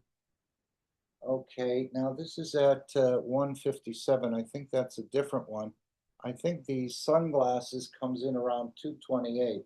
Let me just write that down here. There was a reason. 157, 52. I don't think we'll have time to go back to it, but it's something we can all experiment with. Is this, well, maybe not experiment with, but get a deeper understanding about these ways that the sunglasses actually creates more problems for us than it solves, I think. So if we go to the, is it 228? Let's try this and see if we can. Did anyone consider anything about these sunglasses? Okay, I guess we'll just go to somewhere right in here. I could be off though on it. Let's just see. Any other questions? I think we hit it. Another GAN, sorry. You see here. We didn't ask the one how to make vitamin D GANs? No. This leads into. That's the one with the Erivaldo. So this is another question on vitamin D, which was raised, I think, a few workshops ago. And he said it's very easy. Here it's saying it's much more complex than we understand. The Keshe Foundation has a way. And as he said, most of the vitamin D is synthetic that we're consuming. But as he also indicated, when they remove vitamin D in a big way, more health problems under the Rockefeller medical theory was promoted as they withdrew the vitamin D and stopped popularizing it in the 19 whatever early part of the last century. So this vitamin D question, I believe, leads into the sunglass question. And as he said, they will be synthesizing this through the Chinese Mark Ray or one of the other companies. But first, they need to clean up the soil and they need to clean up the plant that's been affected by the chemicals that have been, it actually adulterated it, and it said that it's being masked from doing its work. So let's just hear this on vitamin D, obviously something to consider. And also where he gets into the sunglasses as well, which I've never considered. I've never thought of the blocking of the fields from the sun, which actually triggers certain hormones, certain enzymes within your own structure. And so by wearing sunglasses more and more, and as he said, they're very beautiful. The girls and the boys like them. They make us look quite appealing in a way, but yet they're creating a deficiency within our own structure. So this is something you can consider, something you can play with, and something you can research a little bit deeper.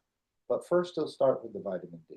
Who is in Portuguese, and it translates to, "Good morning, Mr. Keshe. Thank you for being among us. How can we make vitamin D GANs?" Oh, vitamin D is all synthesized. And is a lot of it not understood by people what it's for, and how it's produced in the body. We see a lot of skin cancer. They say because of lack of vitamin D and the sun and the rest of it. But you follow the people who get the skin cancer. Why is it so prominent, especially in European nations and the rest? A big chunk of reasons for the skin cancers and a lot of other vitamin deficiencies is sunglasses. I see Fo has put something here in the chat. Would you like to tell us more, Fo? Or would you like to add to it? He said sunglasses block UV rays. The rays Mr. Keshe talk show if plasma is in on the level of soft X-rays, so near EUV. I'm not exactly sure. Go ahead, nobody has to raise their hand. This is the reason we all have microphones. But let's see if Fo wants to add anything, and if not, come in. Fo, anything you'd like to share with us more? Both my microphones are turned off.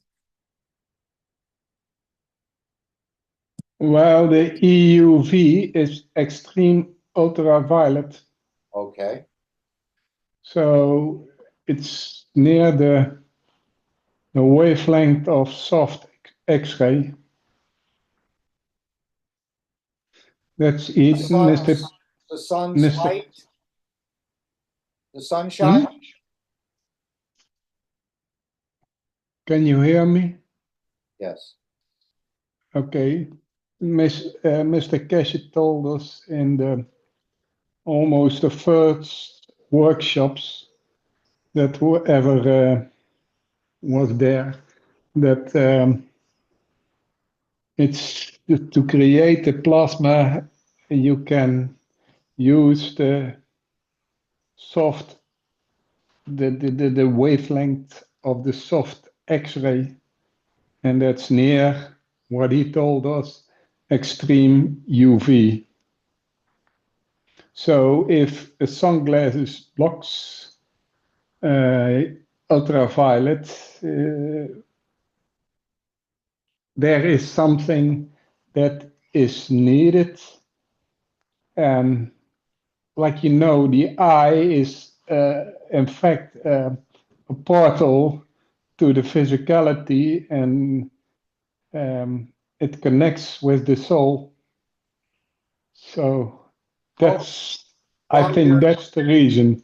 Yeah, while you're mentioning that, someone alerted me to if you can find the teaching on the eyes, which is the health workshop number 13 on the internet from the Keshe Foundation, the health workshops on the eyes. It's the number 13 one. You can understand more. Mr. Keshe apparently covered this. I haven't heard it, or maybe I've heard it, but don't remember it. Thank you, Fo. Please continue if you want to add more. I just wanted to interject that teaching on the eyes in the health workshop number 13. If you can find that on the internet, you may become a bit more enlightened to this sunglasses. Yes, I only can remember that it was one of the first workshops that were given or were showed. Okay. That's way back. Also, window glass. If you have an energy-saving film on your window glass, it may also block a lot of that stuff. And there's also films that help you not lose, for your furniture not to fade, which means the UV doesn't come in. So you need to be aware of that. So when you have a car with an inner layer, the new ones, if you have polarized glasses, you can see the structure in the window. So So do you like the idea of tinted windows or not tinted windows? Not tinted windows. How about faux? No, it's just it blocked certain wavelength. So if we need it, if we need it just to protect ourselves from certain high strength rays, the eyes will notice it, and now many people use sunglasses, but the body still get the rays. So that's one way to get skin cancer. The frequency of that ray is, and the energy is too high, but your eyes are blocked off by the sunglasses to set an alarm off for your physicality. Okay, let's perhaps we can hear did you want to thank you, Fo. Anything else you wanted to add? Or yes, and also consider what the Eskimos do. They have a piece of bone with a slit in it so that they don't get too much sun into the eye, but they still get full spectrum. I've seen those glasses. You can actually go and take a look for some of those. They're not really glasses, but they're just sort of very tiny slits in a bone or in some other material that allows the hunter apparently not to go get that snow blindness. Yeah, exactly. I have some pinhole glasses, which is just it's not intended as like sunglasses, but it's intended to improve your visual acuity. It's like when you have a pinhole camera, you don't have to focus. It focuses itself. So when you have lots of little pinholes, you have clear vision. So in order to, for instance, eyes to relax when they've been under too much stress, strain on near focus or something like that, if you wear pinhole glasses, your eyes can gradually relax again. This is all matter level, of course, but it works. And it also, sometimes I wear those if it's too bright outside, or if I go on the beach, I wear my pinhole glasses and I don't get too much sun. And I don't have to squint and end up with wrinkles on my forehead, beauty issues. And as we know, we're taking energy in through our skin. It's a huge energy absorption. We're feeding ourselves 80% of the energy we need just by transmutation without you even knowing it. The lungs, as you breathe, you're taking in energy. The hair is nanomaterials. Each of the cross hatches have a vortex. If you look at your skin, use a magnifying glass, each one of those cross hatches where they sort of interact is a vortex pulling in energies 24 hours a day, as I understand it. And now we also understand the eyes are also pulling in or absorbing energies, but perhaps the energy from the skin is a little different than the energy from the lungs, is a little different than the energy you absorb from the hair, but all of them together combined to produce the what you need in that 80%. But let's say the eyes play a certain function and you're blocking that with the sunglasses, you can create a deficiency that even though you're absorbing the other ways, perhaps what the eye is taking in is actually not being provided for because you're blocking the rays. But let's hear what Mr. Keshe said about it. Anyone else want to add? Mark? Yes. My eye doctor told me after I had my cataract operation, under no circumstances are you to wear any sunglasses. He said it has to do with, because I still have to wear glasses on top of the lenses that have been replaced in my eyes. He said, you have enough eye problems already. Do not wear eyeglasses, or excuse me, sunglasses. I thought that was very interesting. Right. I was always fascinated with them because of the, what we've accepted and, all these reflections creating cataracts or calcium or something, and you need to block that if you're in the sun a lot. but I think, again, you may be, the benefits or what you think are benefits may be outweighed by what the deficiency is created, as we hear. But let's hear what Mr. Keshe said about that, and then we'll go to the Dome of Peace. It's just about that time. It is that time. But let's hear this. And again, it's for you to understand this for yourself. I mean, I didn't consider these sunglasses as a problem. I actually thought they were helpful in blocking harmful rays. And as Fo said, they do, but they also block some of the good things you may need. That's interesting, Randy. Why did the doctor say that, not to wear sunglasses? He said it had to. He said it had to do with a specific eye condition that I have. Okay. And I never liked wearing them anyway. I find I couldn't, when I was driving, I couldn't see properly. So I never did wear them. I tried them for a while, and then like these yellow ones are supposed to help you when you drive. Blue blockers. The blue blockers. They sold these on TV for years, and every few years they come with the same program again. And they do show you how you see clearer. And I think you do.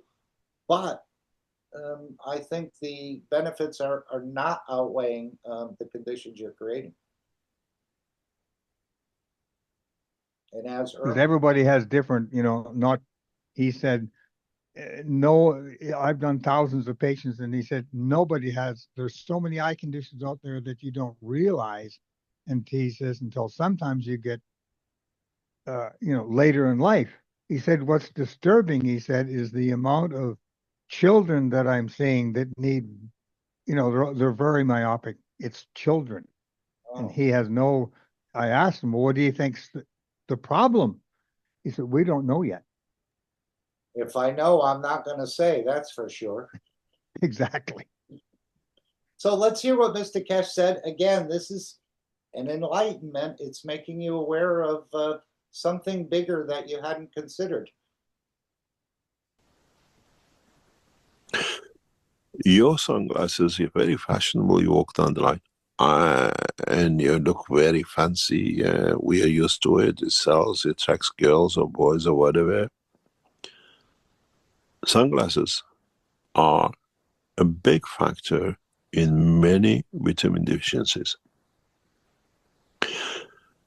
Reason, very simple. Go to the scientific.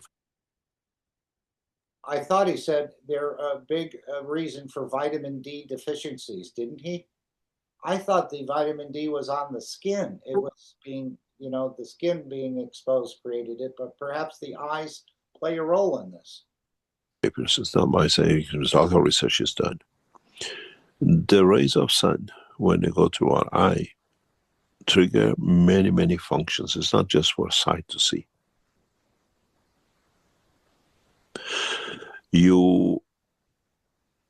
By blocking these rays, we block the absorption, creation of certain vitamins and minerals needed for our body. We see a lot of skin cancer. Partially factor is the sunblockers we use, but Connect research shows people using sunglasses blocking the rays which are needed in the eye to create vitamin D, and the rest are connected to it. Is synthesized, is not produced normally. It's produced by the body in a certain way.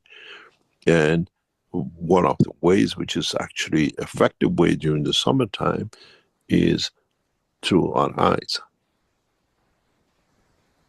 And people don't know it, and it's very fashionable, and we all have sunglasses. It looks nice with the girls and looks very pretty with the boys, but watch down the line who gets a skin cancer. Watch down the line what are the problems of deficiencies in the body.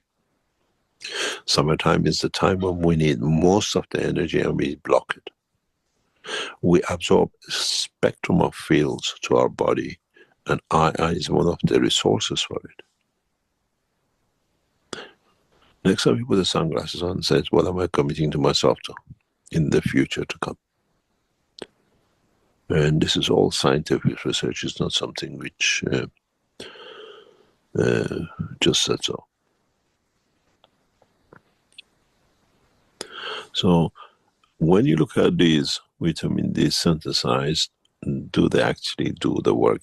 Would they say so? Say you have to wait. But on the other hand, we know the American research before 1930s, when they were pushing vitamin D through with 30,000 plus and 40 and 50,000, there were hardly any sick people in the hospital. Emergency hospitals were more empty except the emergencies. You don't get sick, but find out how to do it naturally than taking it by tablets. And there's a way to produce it, synthesize it in gases, but it's very complicated. We will launch a range of products known as plasma medicine very near, in a very, very near future out of China.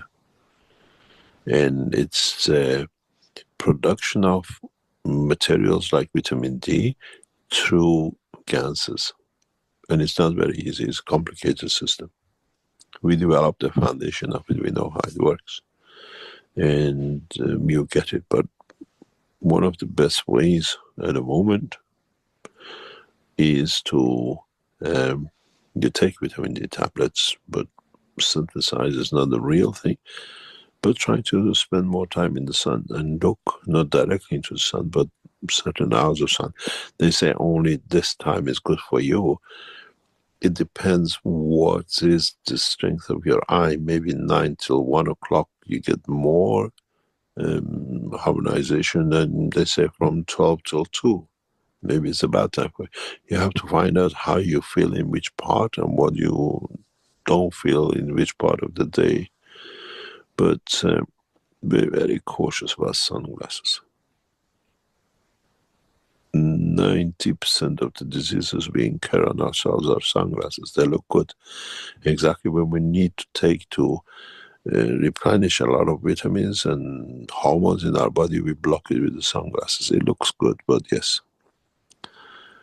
It's connected to a lot of problems, these sunglasses. Because we block the vitamins which our body needs through the cosmic rays.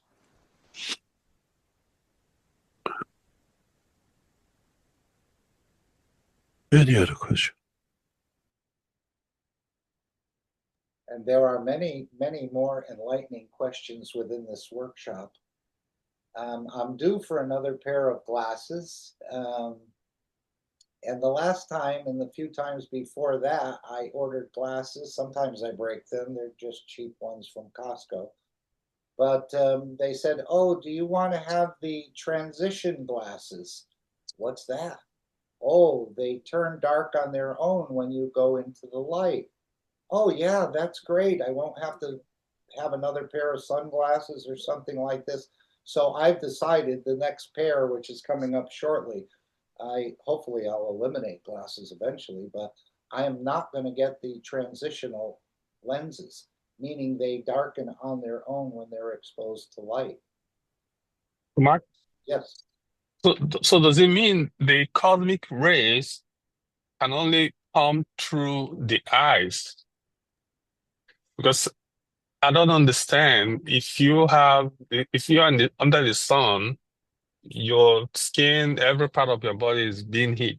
So the cosmic rays is always going through your pores, your eyes, your nose, everywhere.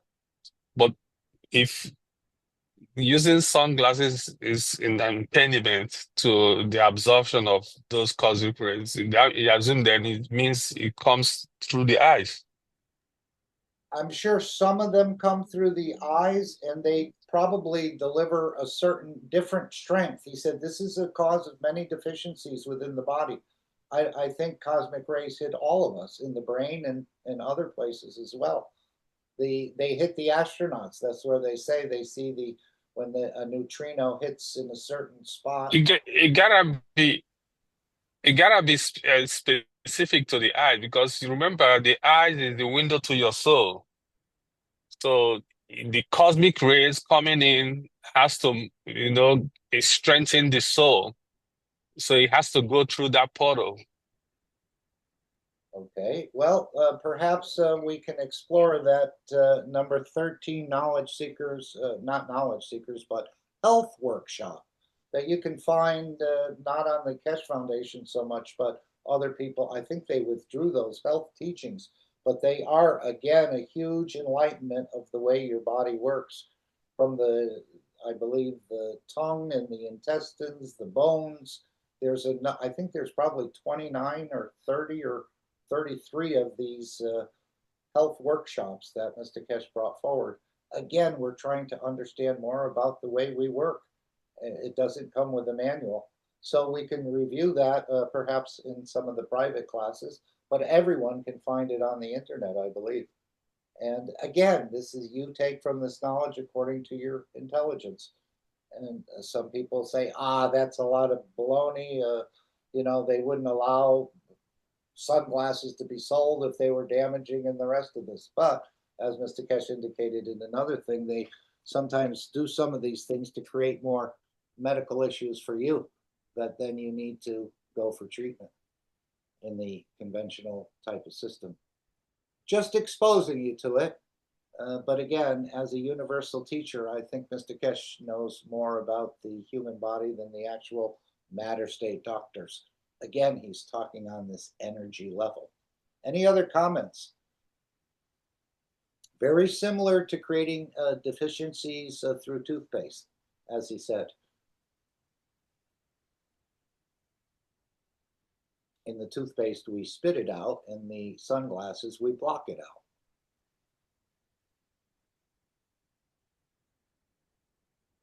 Okay. If there's no further comments, let's go to create the Dome of Peace, which again, this is part of our work in elevating the world leaders and religious leaders and elevating the soul of this planet. There's a matter state aspect to it using the GANs, and there's also an energy aspect to it. Well, GANs is energy, but matter state energy in a way, or between matter state energy and plasma energy. So let's hear the two ways. And again, if you pick up on this, you can start to add to the soul of this planet and its environment. As we know, the GANS knows where to go, what to do, and to bring a balanced condition. I don't know if anyone want to read this Dome of Peace. Anyone want to offer? We're going to go back to this in a minute. But today, I think we are not going to have a moment of silence. Again, you can take silence if you want, but I thought what Mr. Keshe said about using these minutes, Rick had asked in the 596 Knowledge Seekers Workshop about this moment of silence, taking a moment of silence to elevate the world leaders and the others. And Mr. Keshe said, in a way, he was sort of advising against the silence in a way. He said, you're bringing in a dimension of matter state. And he said, without the silence, you're able to reach better. So let's just see if we can play this one. Okay, let's just fast forward this a little bit.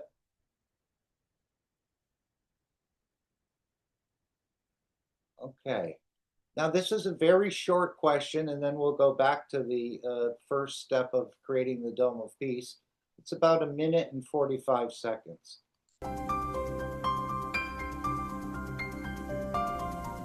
Just adding to the knowledge you take from it. What pleases? Any other question?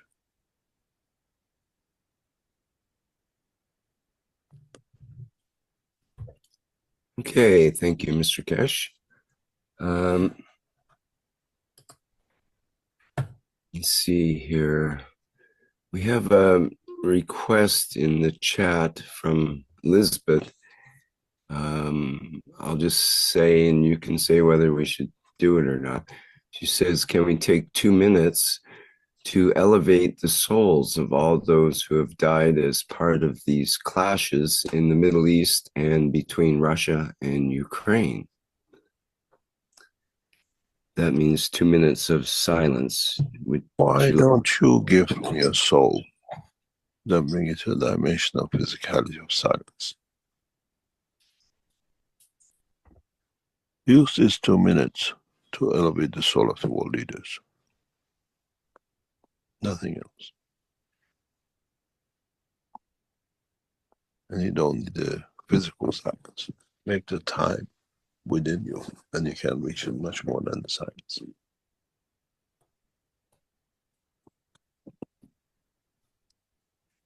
Any other?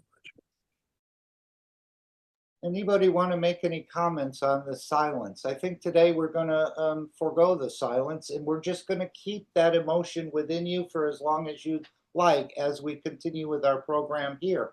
As he said, you're going to create the time within you. You don't need this silence. As he said, you don't need the physical silence. Make the time within you, and you can reach it much more than the silence. Anyone want to comment on this? Well, I think the difference, silence is related to the physicality, but when you give from your soul, it's actually the fields. You're sending out the fields. So that's in energy dimension. And that's more quicker than silence. That's what I understood on it. Okay, thank you. Yeah, I think this was brought in through the religions. You know how they say, let's bow our heads, let's take a moment of silence. I didn't think that was so bad. But again, he said, this is a dimension of the physicality. And he said, you can reach it much more than the silence.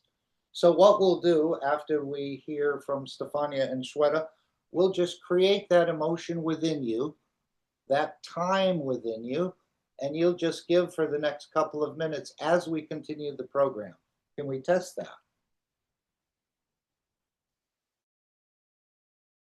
As he said, one of the best ways to work on this is to go into a noisy room and see if you can handle it. He was saying that in the last workshop, I believe, where someone who didn't have silence couldn't actually do the transmutation because there was somebody breathing or snoring or something like that. Mr. Keshe said he missed the boat. And one of the best ways to do it is to go into a noisy room and try and do a transmutation. So up to you. Again, you take from this according to your own understanding. So let's go back here and hear the 2 steps of creating the dome of peace. Again, another twinity process here, in a way. It's all about fields. Even in a noisy situation, it's kind of like training yourself to send out the fields, which is your thoughts. Okay. All right, let's start. A nice voice. Okay. This is what came in and what is now become a pattern.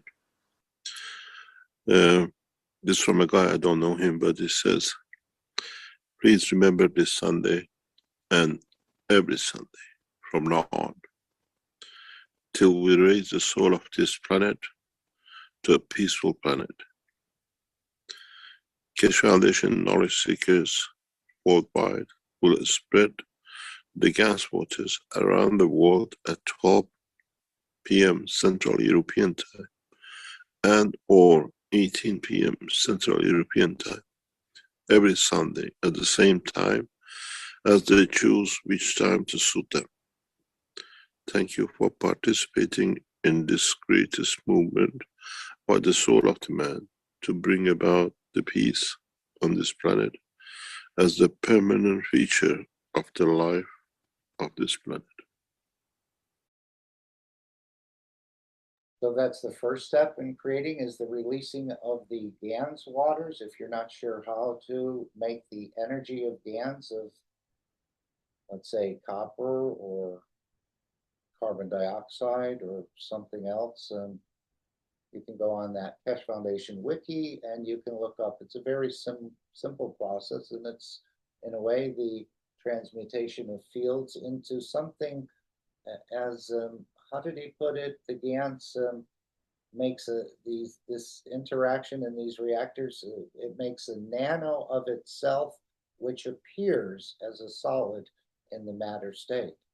And you can release these waters, and we've seen that the Chinese have been doing it for probably longer than a decade, putting the GANs and water into the rivers and the streams and the fountains and the rest. And look what's developed in China right now.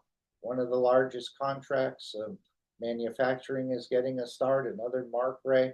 So these things do have an effect. It may be subtle, but the GAN seems to know where to go and what to do. So that's the first step.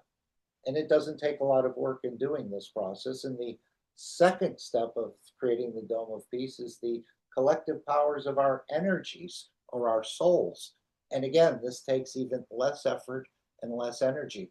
And sometimes I think with that silence, you know, if people are on a noisy train or other people are talking around them, they're traveling, they don't think they can go into that dimension and create that time to give. But yet he said we need to learn to do it. That's one of the best ways to practice this is in a noisy place. I think he mentioned that in 597. So this is now the second step of the Dome of Peace. Thank you, Stefania. And now we thank Shweta.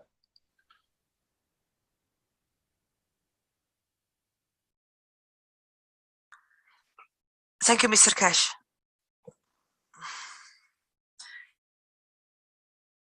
Sorry, I didn't change the screen to the 216th Knowledge Seekers Workshop, and now we have it.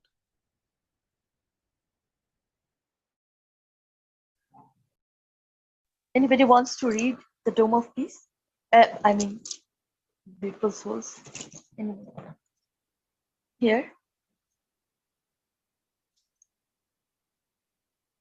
Okay. I'll read this beautiful presentation of Dome of Peace. And the Dome of Peace is already here.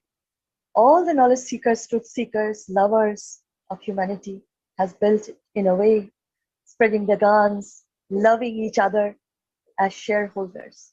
So I will read this as please remember every Sunday from now on until we raise the soul of this planet to a peaceful planet, Keshe Foundation knowledge seekers worldwide will spread the GANs waters around the world at 12 p.m. CET and or at 18 p.m. CET every Sunday at the same time, as they choose which time to suit them. Thank you for the participation in this greatest movement by the soul of man to bring about the peace on this planet as a permanent feature of the life of this planet. Mr. Keshe suggests we add the next step to create the Dome of Peace with power of the souls, as we have already going through this with the 2 eyes. And we ask you to spread the GANs waters each Sunday. Now we give you a new path. Now try to unite each other's souls. Try to elevate the souls of humanity, soul of humanity, through your own soul to a level that no one can touch, the embodiment of the human race. So beautiful. Choose a time where all of you come together on the soul level in a state of inner calmness. At that time, don't spread the water of GANs, but spread your soul. Unite, and in time, we will make a new race out of the soul of man. And then, instead of doing it once a week, do it all the time. M.T. Keshe. Okay, so let's just take a moment and think about giving emotions to the world leaders, creating that time within yourself, and then holding that as we continue the program. Remember, you're a chameleon. You're operating in the energy state and the matter state simultaneously. So I think this is good practice. And today we're not going to bring in the dimension of silence. So let's continue on our program, hold that emotion, continue to give that emotion to world leaders and religious leaders, and we will elevate them in that manner without the silence. And then I think we'll be able to do it at any time. Create that time within you, whether you're shopping, even when you're talking to someone else in a way. You can do both. At least that's what I've experienced. We can do many things simultaneously, probably even more than 2 at a time. And of course, the women, as we understand it, are great multitaskers. as they can be doing many things simultaneously. I won't go into all of them, but the men have a lot to learn from the women. As we know, the men usually get focused on one thing and they have to concentrate on that one thing. The multitasking, for some men, not all, is a problem. But we're learning that we're operating in both dimensions simultaneously. So let's just continue, hold that emotion, give it away, and we continue on with our program. And I think I've gone again a bit into overtime, and we want to welcome Alex here again to share more of this universal knowledge and the way he sort of observes it. But I think on the eyes, if we want to go back, it's the 13th Knowledge Seekers Workshop. We'll have to find that. I have a number of them here, but for some reason I don't see I see the 14th, the 16th, the 15th, but I don't see the 13th Knowledge Seekers Workshop in my list. I think it goes up to 33. And I think the 33rd one is on schizophrenia, but, and again, not calling any names. So let's, Alex, if you'd like to come in, we welcome you for sure. We do appreciate your presence, your sharing, your presentation, and the enlightenment you bring to all of us. So if you're ready to begin, I think you'll start with the beautiful disclaimer and we'll carry forward. Thank you again for being present with us. And thank you very much, Mark. Fantastic job bringing us to this point. And so, yes, let's get into the disclaimer. And thank you all for joining us today. Disclaimer: the information and education material contained herein is meant to promote the general understanding and dialogue of GANs processing. Such information is not meant or intended to serve as a substitute for a healthcare professional's clinical training, experience, or judgment. For patients and individuals, such information is not to be a substitute for professional medical, therapeutic, or healthcare advice or counseling. For medical issues or concerns, including decisions about medications and other treatments, readers, viewers, listeners should always consult their physician or, in serious cases, seek immediate assistance from emergency personnel. Prescription information, procedures, and use of medical devices information should be undertaken only by properly trained and certified medical personnel. We specifically disclaim any warranties, express or implied, including implied warranties of merchantability or fitness for a particular purpose. Such information is provided, as is, and is believed to be accurate at the time of its publishing, but it is the viewer's job to evaluate the accuracy of any information found in this presentation. Every case presented is of their own experience, applied by themselves for themselves, and it applies to their case only. Every person experiencing health problems should seek professional medical advice and consult their course of treatment with a doctor. The processes of plasma balancing described herein are a natural process which supports the body but does not replace medical advice or therapies one is already subject to.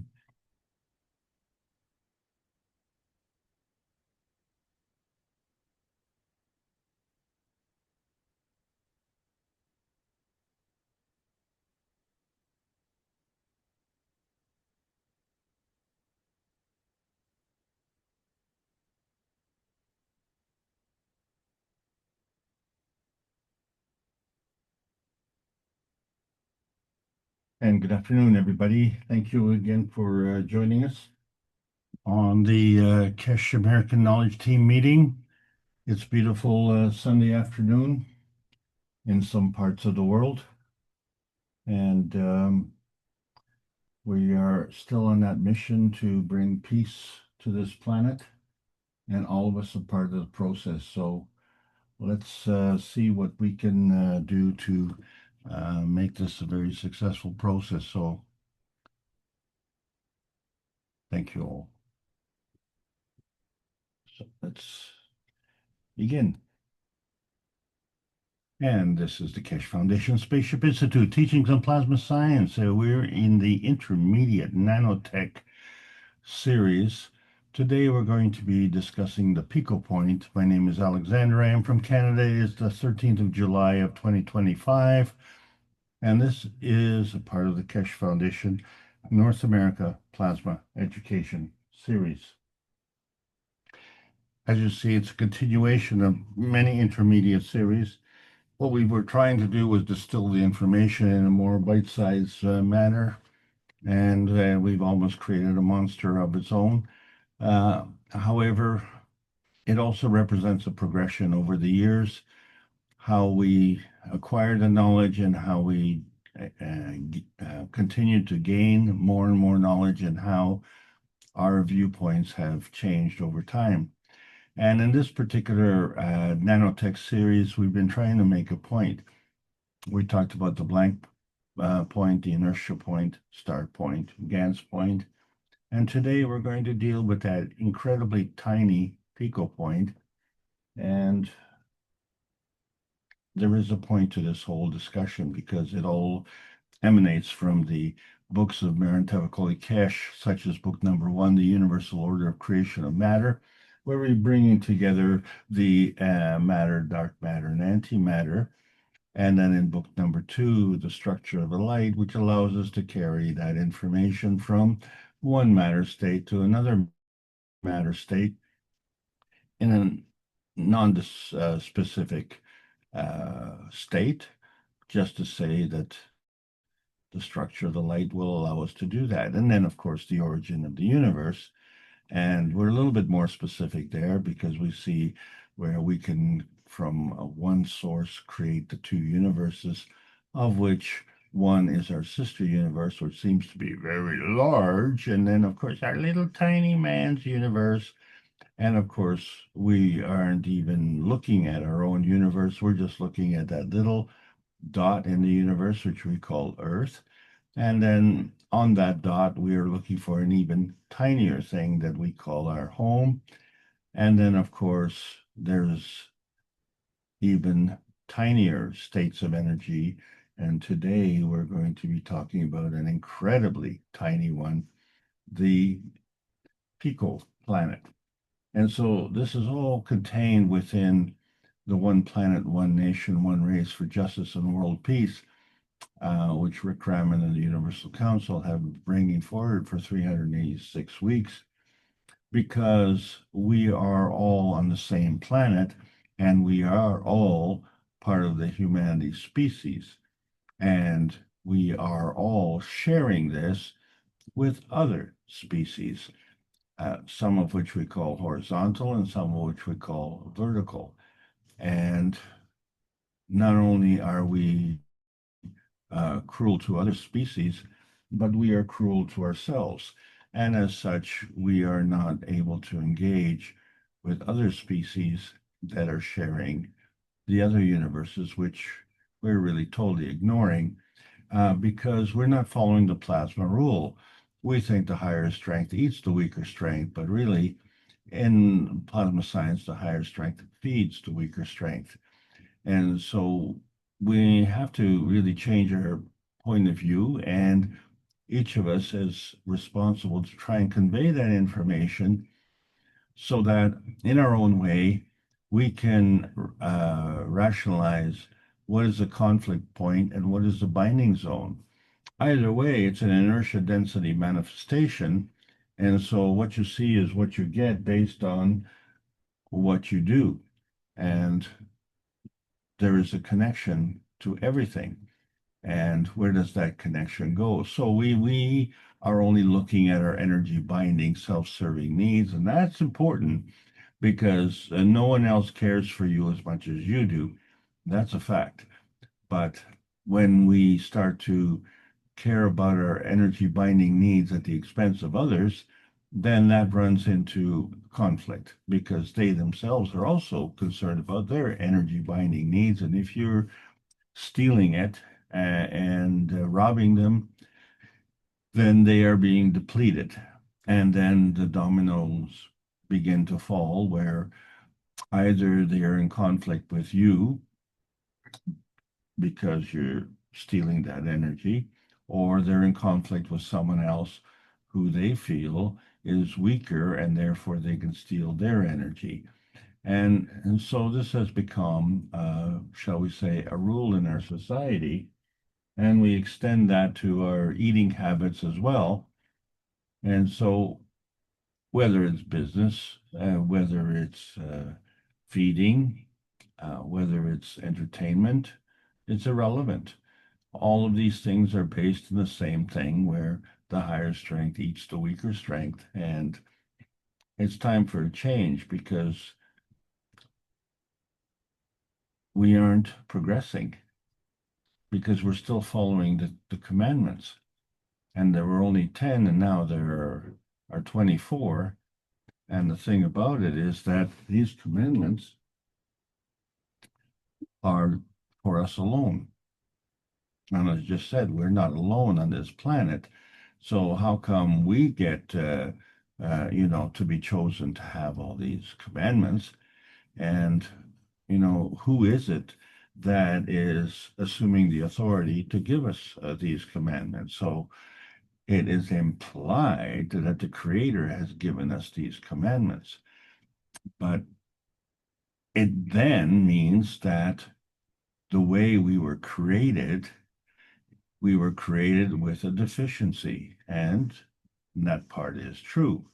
But that deficiency seems to be this slide with 24 commandments on how we should live.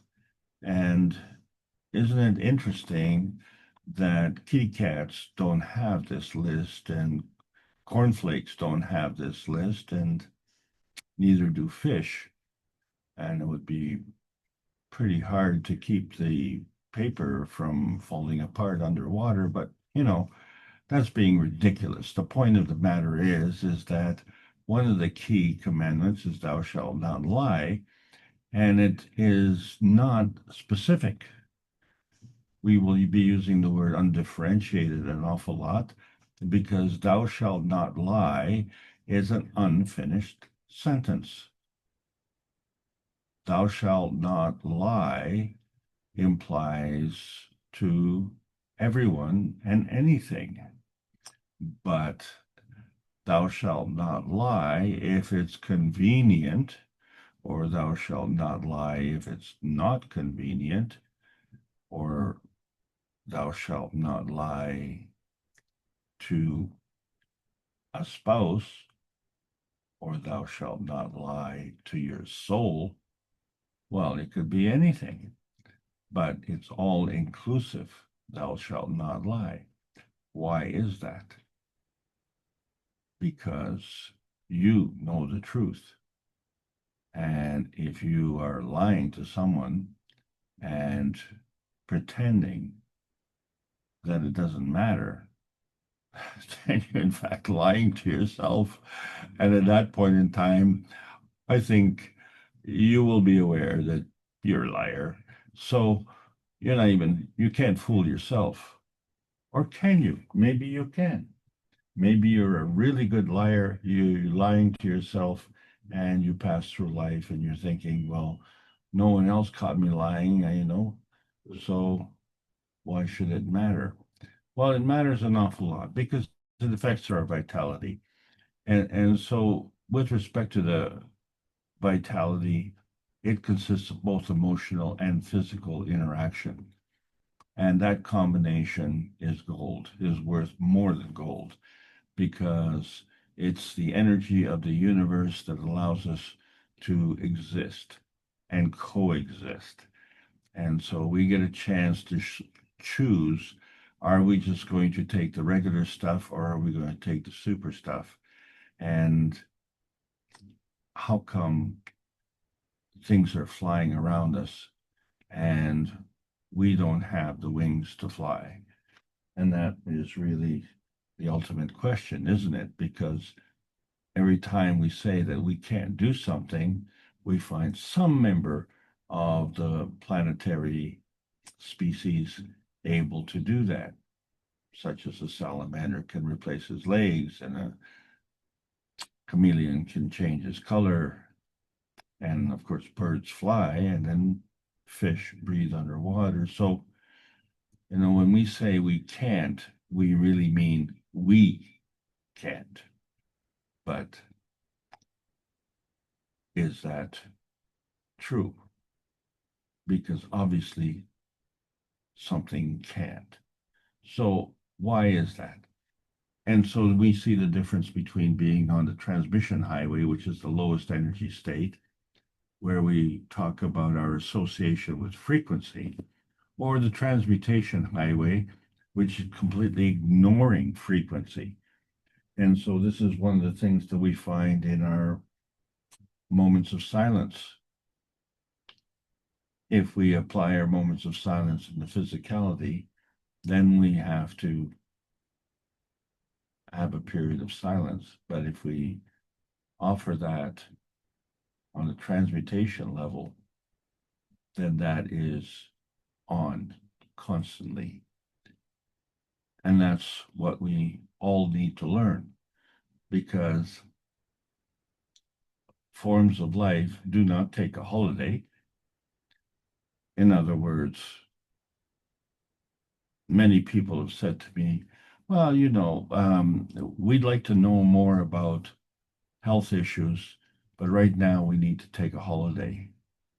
Well, we can physically take a holiday, but health issues do not take a holiday, neither do life issues take a holiday. So we cannot tell the world to stop. It continues to rotate, and the Earth rotates around the sun, circles the sun, and of course, day by day, things continue. So it's nice of us to be able to, shall we say, delay things for a while, but we can't delay the consequences indefinitely.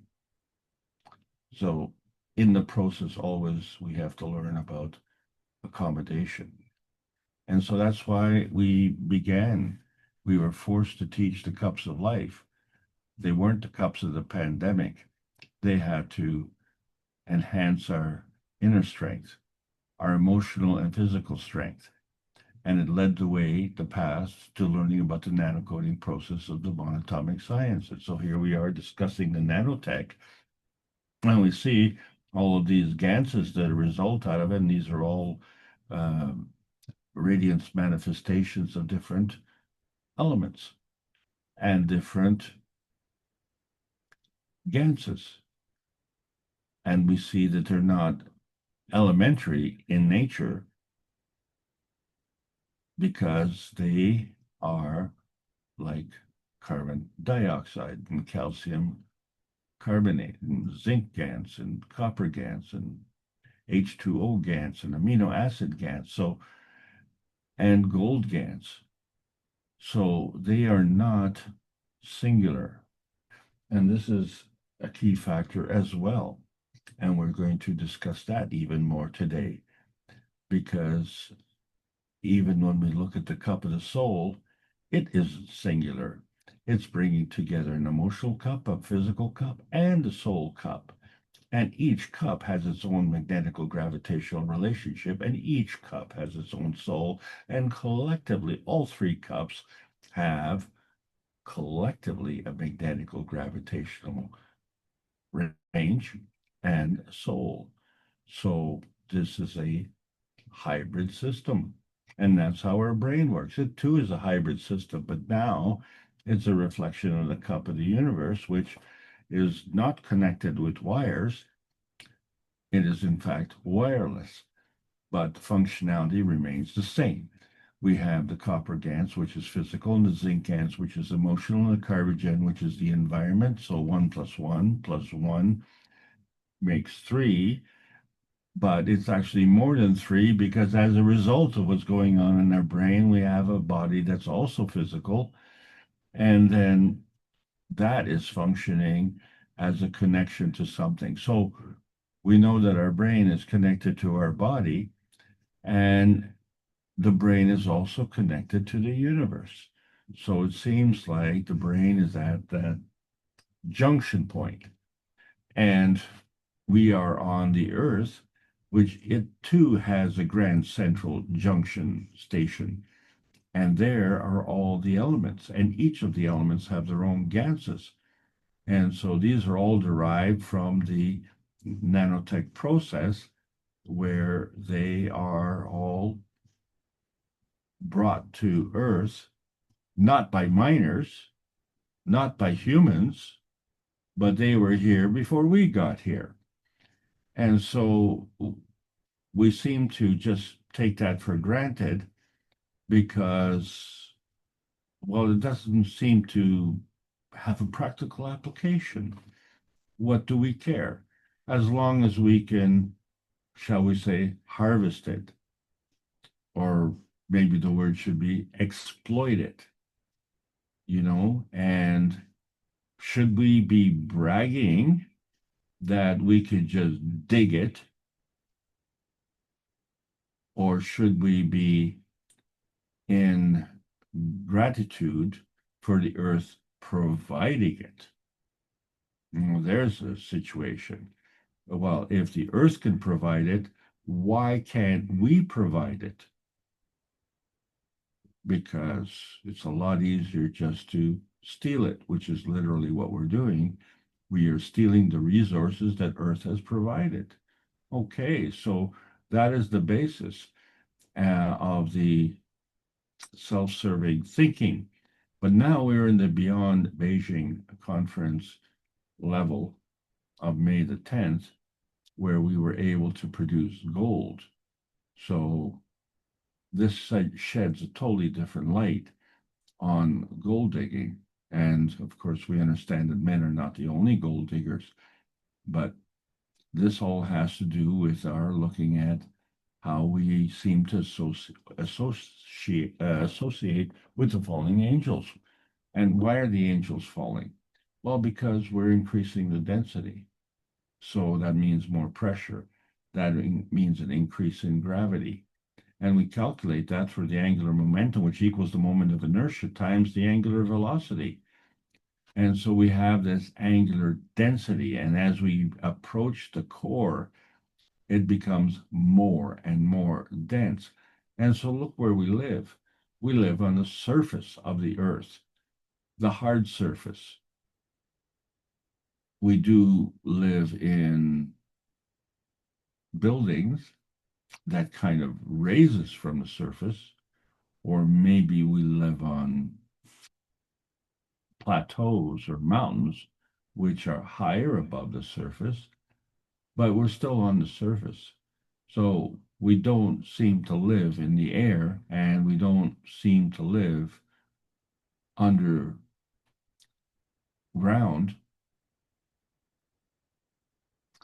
although we do go a certain distance underground, but we don't seem to live deep in the core. So we are within that range that is close to the surface area.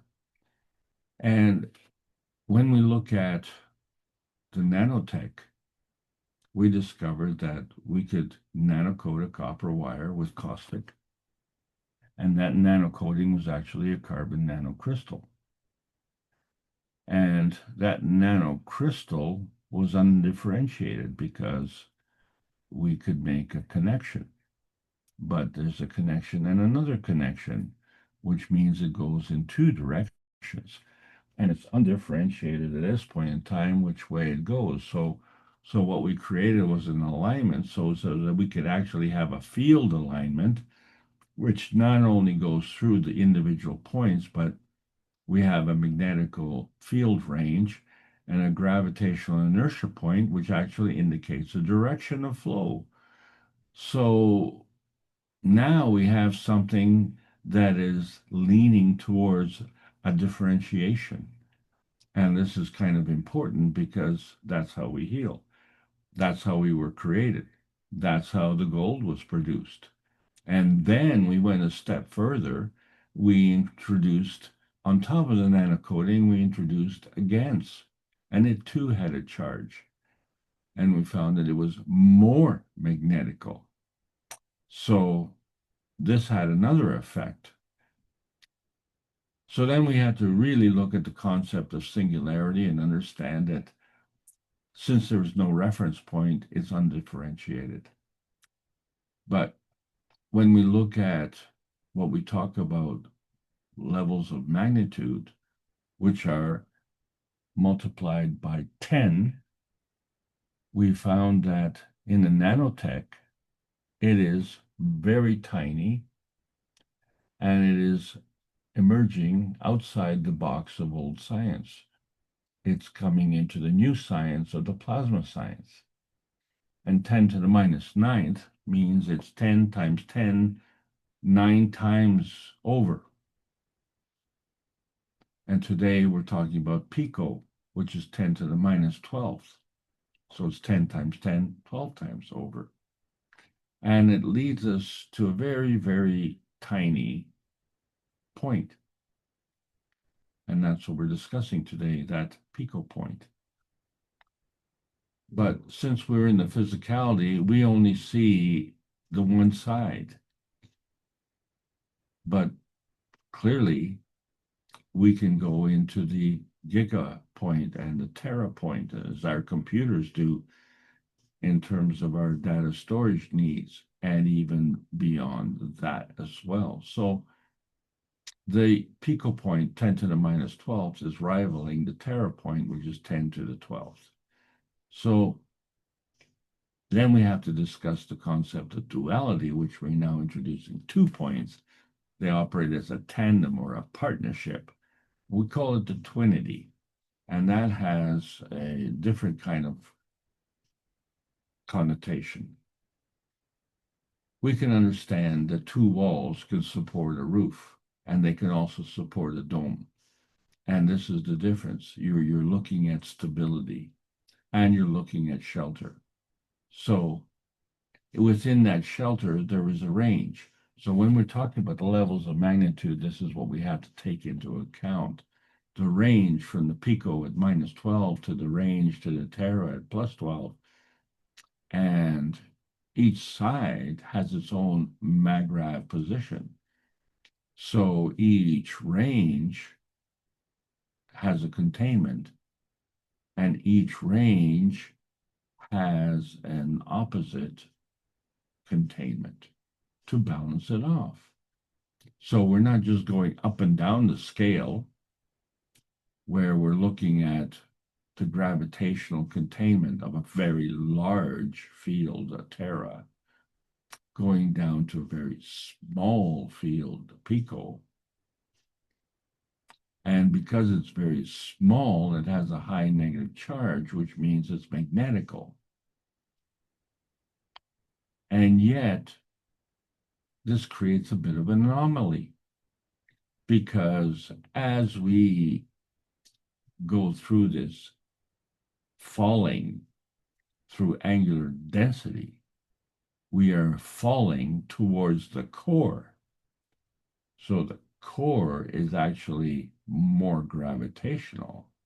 It is tinier, but it's more gravitational. And so that becomes a problem, because not only are we going outside the box above, but we're going outside the box below, which means it's a two-way street. So not only are the magravs balancing on one side with the magrav on the other side, whatever side that is, it's undifferentiated at this point in time. However, based on our concept of the higher strength eating the weaker strength, the higher strength is gravitational, and the lower strength is magnetical. However, the magnetical has a higher charge. So the magnetical, as it gets tinier, becomes stronger. Well, where does that go? Obviously, there is another path. And that's the whole point. It's a two-way street. So now we see where we've had the flaws in our attitude, where we only think the higher strength eats the weaker strength, but actually the higher strength feeds the weaker strength. So you have to rationalize your position. Are you the feeder, or are you the one getting eaten? And so it throws a whole different perspective on dimension building. So we see where we have 1 point, we add a second, and we connect one, and we add a third, and we connect two, and we add a fourth, and we connect three. And it's still undifferentiated, but we started to build a star formation. And in that sense, the base of the star formation is gravitational, and the peak, the point, is magnetical. But it's still undifferentiated because it's just a generic structure. And then we have created a GANS in the core, which would be of a higher energy state, but it's in the core. So this is causing a little consternation because this GANS is differentiated. It is carbon dioxide GANS or oxygen GANS or copper GANS. So each of these form a star point. And that star point is a relationship between a magnetical and a gravitational position. And then it has a containment, a GANS containment. And so we said, well, the GANS is more gravitational. So let's understand. If it's more gravitational, that means it is more dense. But therefore, if it's more dense, then it can be more giving. And so at that point, it would become more magnetical. And if this sounds confusing, it's because we've missed something. So we look at the star component and we say, okay, we know the base is gravitational and the point is magnetical, but there is an emission that is going on, and there's a connection, and that connection is based on polarity. So we know that like poles attract and opposite poles, like poles repel, opposite poles attract. So what happens when we have two poles come together that are the same? Well, they have to experience a binding zone. It's that binding zone becomes that gravitational inertia point. So many of us look at that binding zone and say, well, that's a point of conflict. But clearly, it's just your point of view. It could be a point of conflict, but it could be a binding zone. Either way, it's a gravitational inertia point. And then it's not exclusive because we have neighbors. And those neighbors likewise have to have an inertia point bonding, but they have to accommodate the neighbors. And so we see how easy it is for the poles to flip. And we talked about this when we discussed alignment. And so that alignment allows the binding, but it has to somehow allow the flow. And then when we look at the dimension positioning and how does that relate maybe to Mr. Keshe's books, and you say, well, the structure of the light is going between two matter states. So book number 2, if you will, is traversing between two books of number 1. But since we're undifferentiated, is it traversing between the physicality and the plasma reality? Or is it just staying within its own state? Well, you have choices. You can stay within your physical state and traverse between two fields, or you can stay within your plasma state and traverse within two fields, but you can also move from state to state. And so that becomes our dimension positioning. And so we see that within the physical state, we have the carbon inertia highway. And of course, we have different fields because we have different elements. And then, of course, there's what we don't see,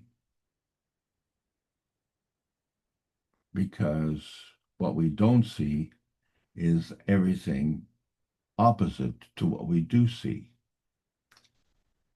Because if we didn't have this, shall we say, differentiation, then everything would just be one solid light. We wouldn't be able to see individual things. Oh, did you see that squirrel? No, all I saw was light. The light of the background, the light of the grass, the light of the tree, and the light of the squirrel. And I didn't see anything. So we need to have this contrast. And we can have this contrast in our physicality and in our plasma reality. So this sets a whole different question about dimension building, because we have overlapping connections. That's how we get that connection. That's how we get that contrast. But still, if it's undifferentiated, then what we know is we have a gravitational basis for our point of view. Well, where is that magnetical point of view? Well, yes, because each point becomes an inertia point.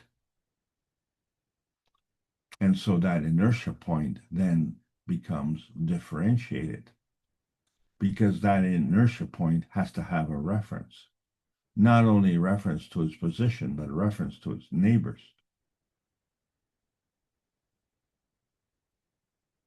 And then once it achieves that differentiation, then it can create that inertia point containment, which is specific to its location. So we don't know at this point what it is, but what it is will be what it is based on its position. So it will be differentiated. And that's what we decided to do. We created a star formation. In Beijing, we had these reactors, and we were able to produce gold. So the gold was our differentiation. But today we're talking about the nanotech, and we've gone through the nanostate, and today we're going to be talking about the nanopico state. So we're still talking about the monatomic particles on the copper substrate. But between these monatomic particles, we discovered another monatomic particle called a pico. So we had nanoparticles, and now we have picoparticles. And they're filling in the gaps. They are significantly different from the monatomic particles of the nanostate. But what we have to realize is that the difference is 3 orders of magnitude. That's 10 times 10 times 10. Therefore, the picostate is 1,000 times tinier than the tiny nanostate. So for our point of reference, it's so small, how much small can it be? And what difference does it make to us? We can't see it with our eyes anyway. All we see is blackness, the combination of all the nano. And we now know, and we've measured 30,000 layers of nano. So when we take all of these little bits together and they start to form a picture which we can see. And included in that picture are all these picoparticles. So that's what we have. We have a vast number of monatomic layers. But what they do is they create a vast number of monatomic star formations. And they have different polarities. And there are gaps. And within these gaps, we have these picostates. But what we have to understand is that the nanostate are particles in their physicality. And although they do create gaps, the gaps themselves create star formations. And the gaps are still there. Because the nanostate facilitates a monatomic energy flow. And it creates a synergy. And the pico particles sit within the nanostate.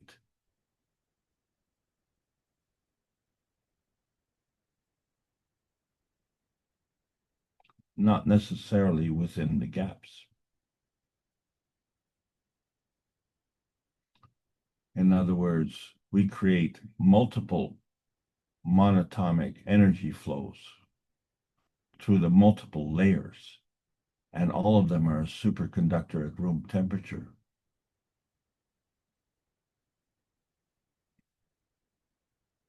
So when we're talking about the pico point, we say it's monatomic. It's 10 to the minus 12, which is 3 orders of magnitude smaller than the nanopoints. But as you can see, there are still gaps.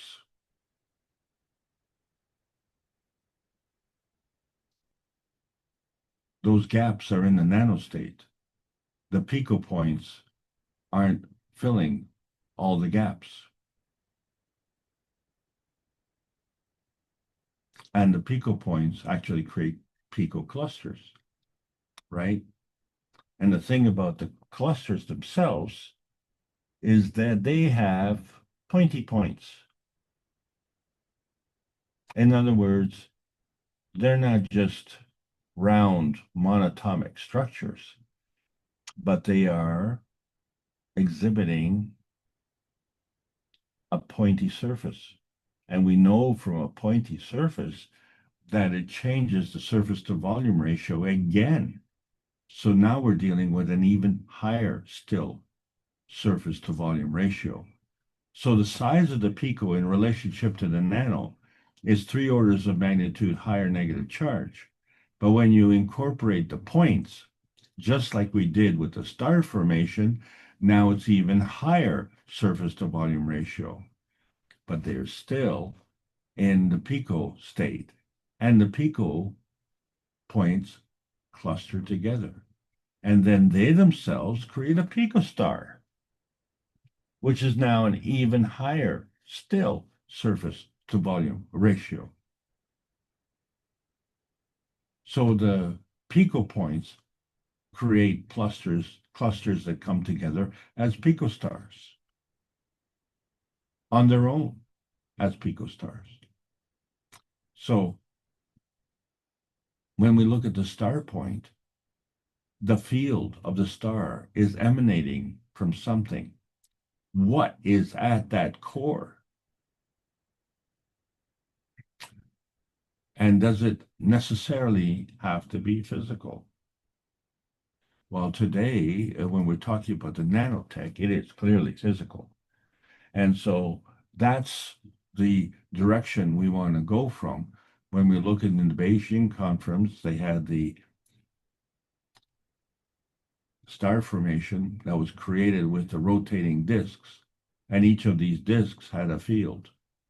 And each of these disks was in the matter state, but within the disks, in the balls, was a gas state.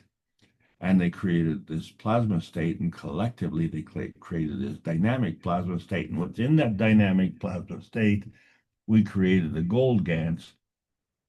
And we were able to do this by aligning in each and every step along the way a magnetical gravitational relationship. And we were able to transcend the relationship between the physical state and the plasmatic state. However, these were two facets of the matter state. And so when we created the GANs, it was as a GANs star. And so it had a magnetical gravitational relationship. And there was a star component in that star containment in the core.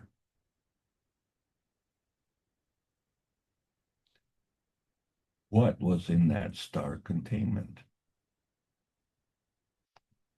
And so when we talk about it being undifferentiated, let's look at something that is differentiated, like an amino star. We know that that is a combination of hydrogen, oxygen, nitrogen, and carbon dioxide.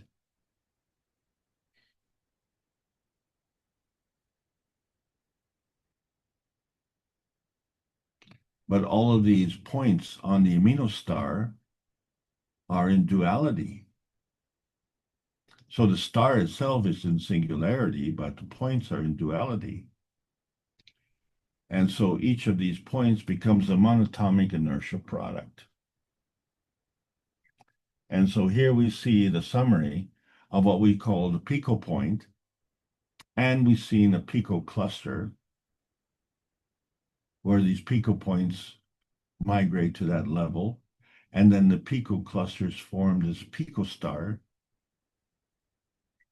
And these are all inertia products of this particular process at 10 to the minus 12th level, which is 3 orders of magnitude higher strength than the nano.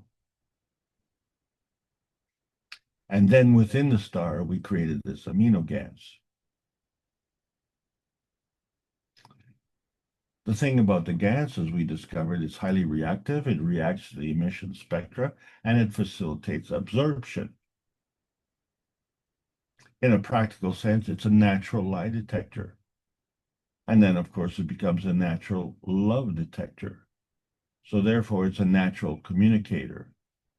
You know, the Georgia peach is asked, how much does your husband love you? And she says, he loves me Cadillac. Well, that is a physical way to demonstrate your love. But is it true love? Well, since we are balls of GANs, we know and can detect the true natural love. Because GANs is a superconductor at room temperature, and we are superconductors, and we operate at room temperature, regardless of what the elements say. Even if it's cold outside, you're still breathing the warm air.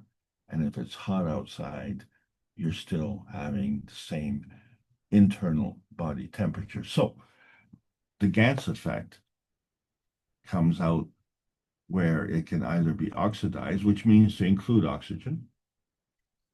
And so we have copper oxide, which is related to the muscles, and zinc oxide, which is related to your mood, and then carbon dioxide, which affects your health, overall health. But we see that they're not monatomic, they are polyatomic. And although they can be oxidized, they can also not be oxidized. So we substitute the oxygen for hydrogen. And we create the CH3 GANs, which is iron related to the blood. It's still polyatomic. And why do we say poly? Is because you have 3 hydrogens, not just one. It isn't CH, it's CH3. And it isn't CO, it is CO2. So you could just have CuO, which is copper, but it all depends on the particular GANs that you're producing. So we are not saying how many atoms come into that combination. We're just saying it's more than one. It's not mono. But each one is an NP junction. That is to say, we have a transition matter that is a combination of 3 dimensions, That's one. And we have another track that's a transition matter of 3 dimensions. That's another one. And so those create a charge gradient, which we say one is negative and one is positive. We don't know which one it is because it's undifferentiated, but they're coming together. We create this transfer state, NP junction, which is a negative positive junction. And so 1 and 1 is more than 2. And the reason for that is because we can transfer that energy to another location and still retain this junction. So it continues. So it's not just 2, but it's more than 2. So when we look at the nanoparticles, in summary, they are monatomic. They have a high surface to volume ratio, and they have a susceptibility.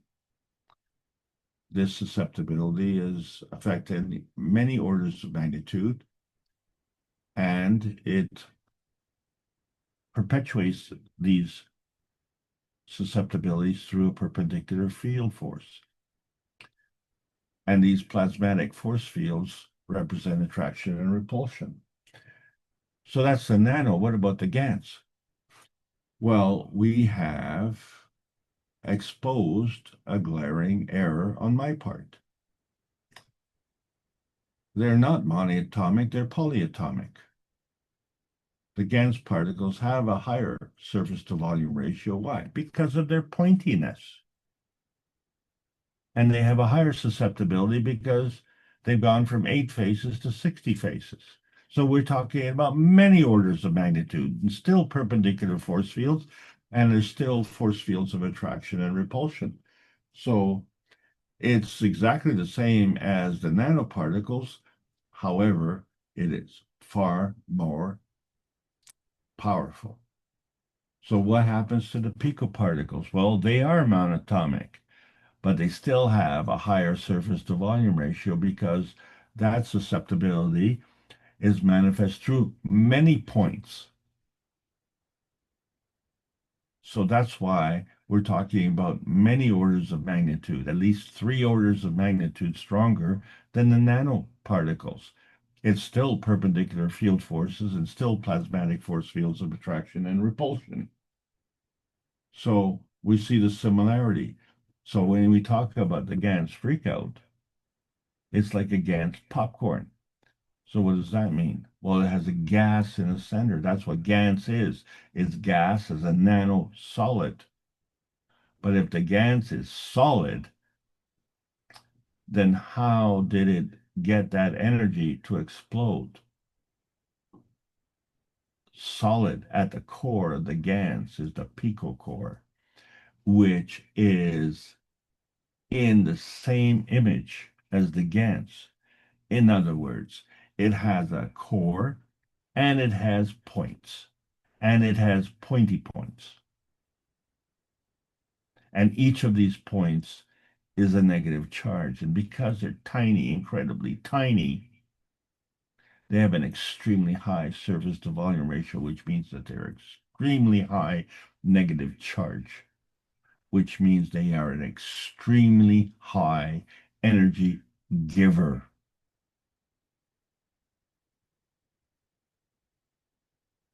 And so the picocore is that bridge between the nano and the GANs. And so now we understand why the GANs isn't just a higher energy state, it's literally a GANs explosion. Each GANs particle is representative of the same kind of energy as our sun. Each GANs particle is a tiny sun. So look at the progression. We go from the nano point, which is taking us towards density, right? It's smaller, more dense. But when we get to the pico point, that is highly gravitational. And when we look at the GANs point, well, it's moving towards the gaseousness. And then on to the plasma point. So that is highly magnetical. So this progression then becomes a range between what we call power drawing. It draws in the gravitational intensity, or power providing the magnetical out tensity. Energy is always in motion. You can't stop it. You can only contain it, and you can give it direction. And that is where the differentiation comes in. So you want to produce gold, you want to produce copper, silver, silicon, whatever. This is the progression. It all is following the laws of the conservation of energy, where you have to balance one side of the equation with the other. But each side of the equation has its own susceptibility, and each one has to balance that between its own magnetical gravitational force fields. So what we're talking about is energy, so the potential between the kinetic energy and the potential energy, but not just the initial energy, but also the final energy. So you're looking at gradients and ranges in all sorts of directions. And not only that, but you can have energy transfer states. So you can go from the atomic state to the nanostate to the GaN state. And then you have to balance off, and you can change energy from within the state, but you can also exchange energy from state to state. So how do we balance that off? And these become skill sets. And many of these skill sets, which we were born with, we forgot. And we forget them very early. And we don't practice them. Why? Because we're born with these skill sets, which is why we were born. But in our society, our energy binding needs are done at the expense of others who also have these energy binding needs, as I said before. So it's all about energy portability, right? Energy state transition, which we call elevation, is going from the physical matter state to the energy state, or inertia, which is from the energy state to the physical matter state. We have to recognize all of these states. We have to understand that each state is inertia product. That is to say, even if we look at like pH transition and how it affects energy portability, that could be done within a range, or it can go from one range to another, or it can go from one state to another. So as we talk about the pH transition and we look at the different potentiation layers of water, it's always splitting and always totals 14, but it always has two sides. And one side is due to a transition caused by causticity. And in that point, we have an unstable energy transition state, which means it's undifferentiated. So we have to balance that off, and we get to choose. And in the beginning, we created this hydrogen dependency, right? So the source of the hydrogen comes from a connection, and that connection is manifest as carbon 14, and a connection is to the universe, which is carbon 60. So we see the representation of this progression through the connection of energy. And then we say, oh, well, hydrogen is not just hydrogen. It has a covalent bond with another hydrogen. And it has a different conformity, and it has a different personality. And one is orthohydrogen and one is parahydrogen. And they have an impact on the energy transition. And this now explains to us why hydrogen is at the #1 level on the periodic table of switchboards, because all the Earth space range detail have a progression towards increased density. And the number of the atomic density is based on the protons, because hydrogen does not have a neutron. So the reference number is all based on the protons. But the mass involves the total mass of the atom plus its neutron. And as it becomes more dense, we go through the series of the periodic table of elements. And these elements only refer to the elements on the Earth space, not to the universe. The universe has a broader range, but everything that we need is on this Earth space. And that's a good thing, because that's why we're here. So going through this pH stairway, and it's on both poles, where you have this elevation through causticity and this inertia through maggrav positioning, and all the layers in between, these potentiation plasma layers. And they're all following the balancing of the fields. So when we look at book number 1, we see it as a representation of the nuclear feeding inertia. So each level is a maggrav. That is to say, it has a magnetical gravitational component, whether it's in the matter state, dark matter, or antimatter. And each state has a position that could be a fragment of the complexity, and each level is stable. It has a gravitational stability. That's why we have these elements. But they also have a dimensional portability, so they can continue to be produced. That is why when we bring these three coming together, where 1 + 1 + 1 is more than 3, is because the nuclear feeding continues. We don't give it up. We don't sacrifice it. We just have to figure out the maggrav pathway. There are two pathways, the attraction and the repulsion. So the attraction, of course, is the gravitational intensity. That's part of the feedback.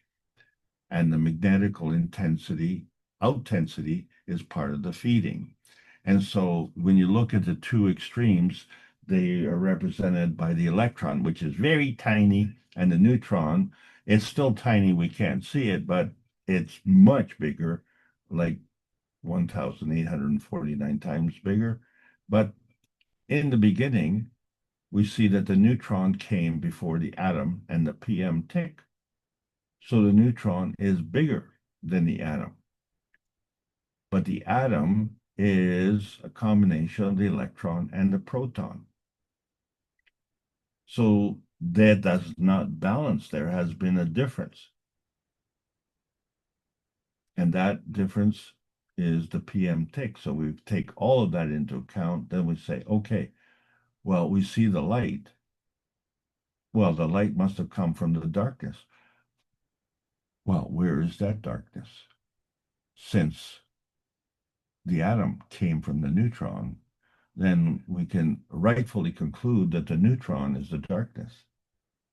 So when we're looking at these maggrav differences, we see that the hydrogen does not have a neutron. So we measure everything by the proton. What's the difference between the proton and the neutron? Well, it isn't just the electron. And we said the range of the electron and the neutron are at the opposite ends of the energy spectrum.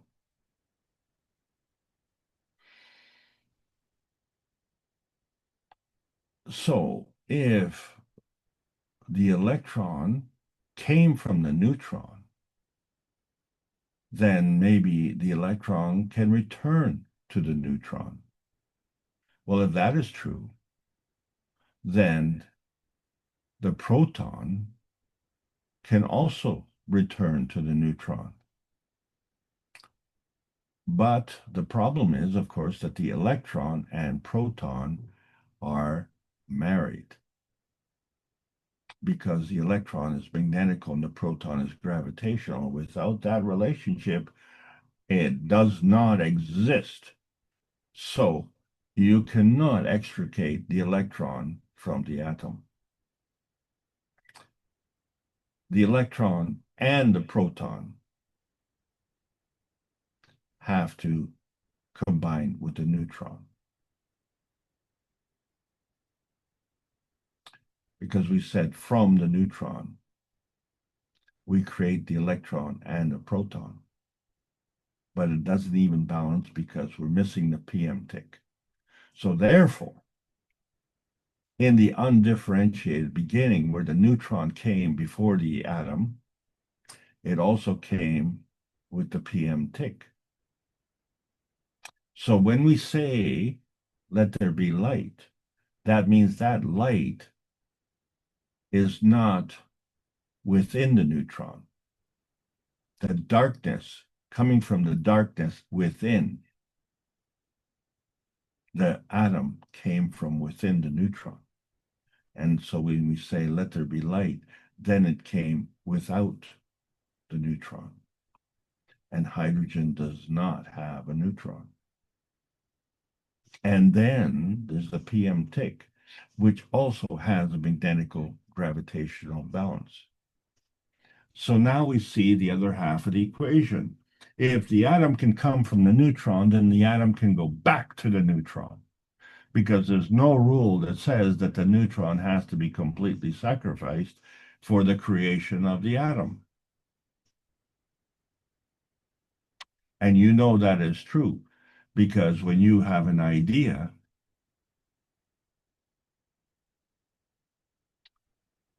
you don't disappear. Or if someone gives you an idea, your head doesn't explode. So there's a way to absorb and there's a way to give.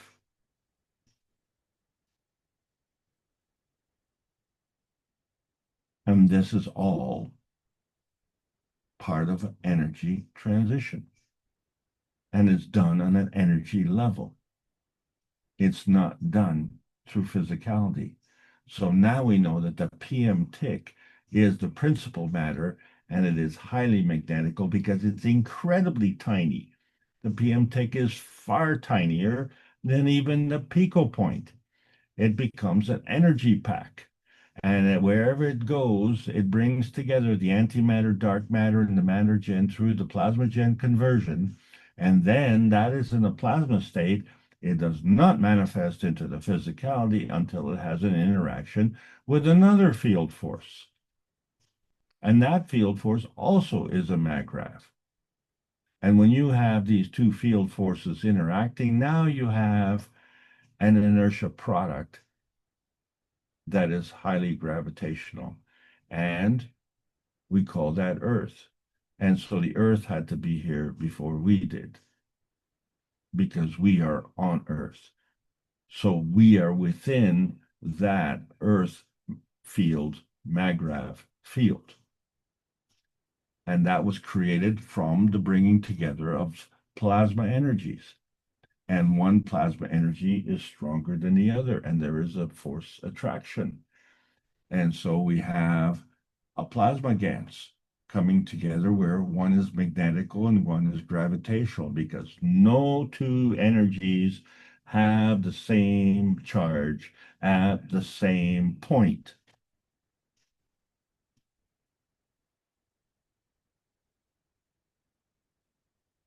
And the energy that we are contained within our body is contained within ganses.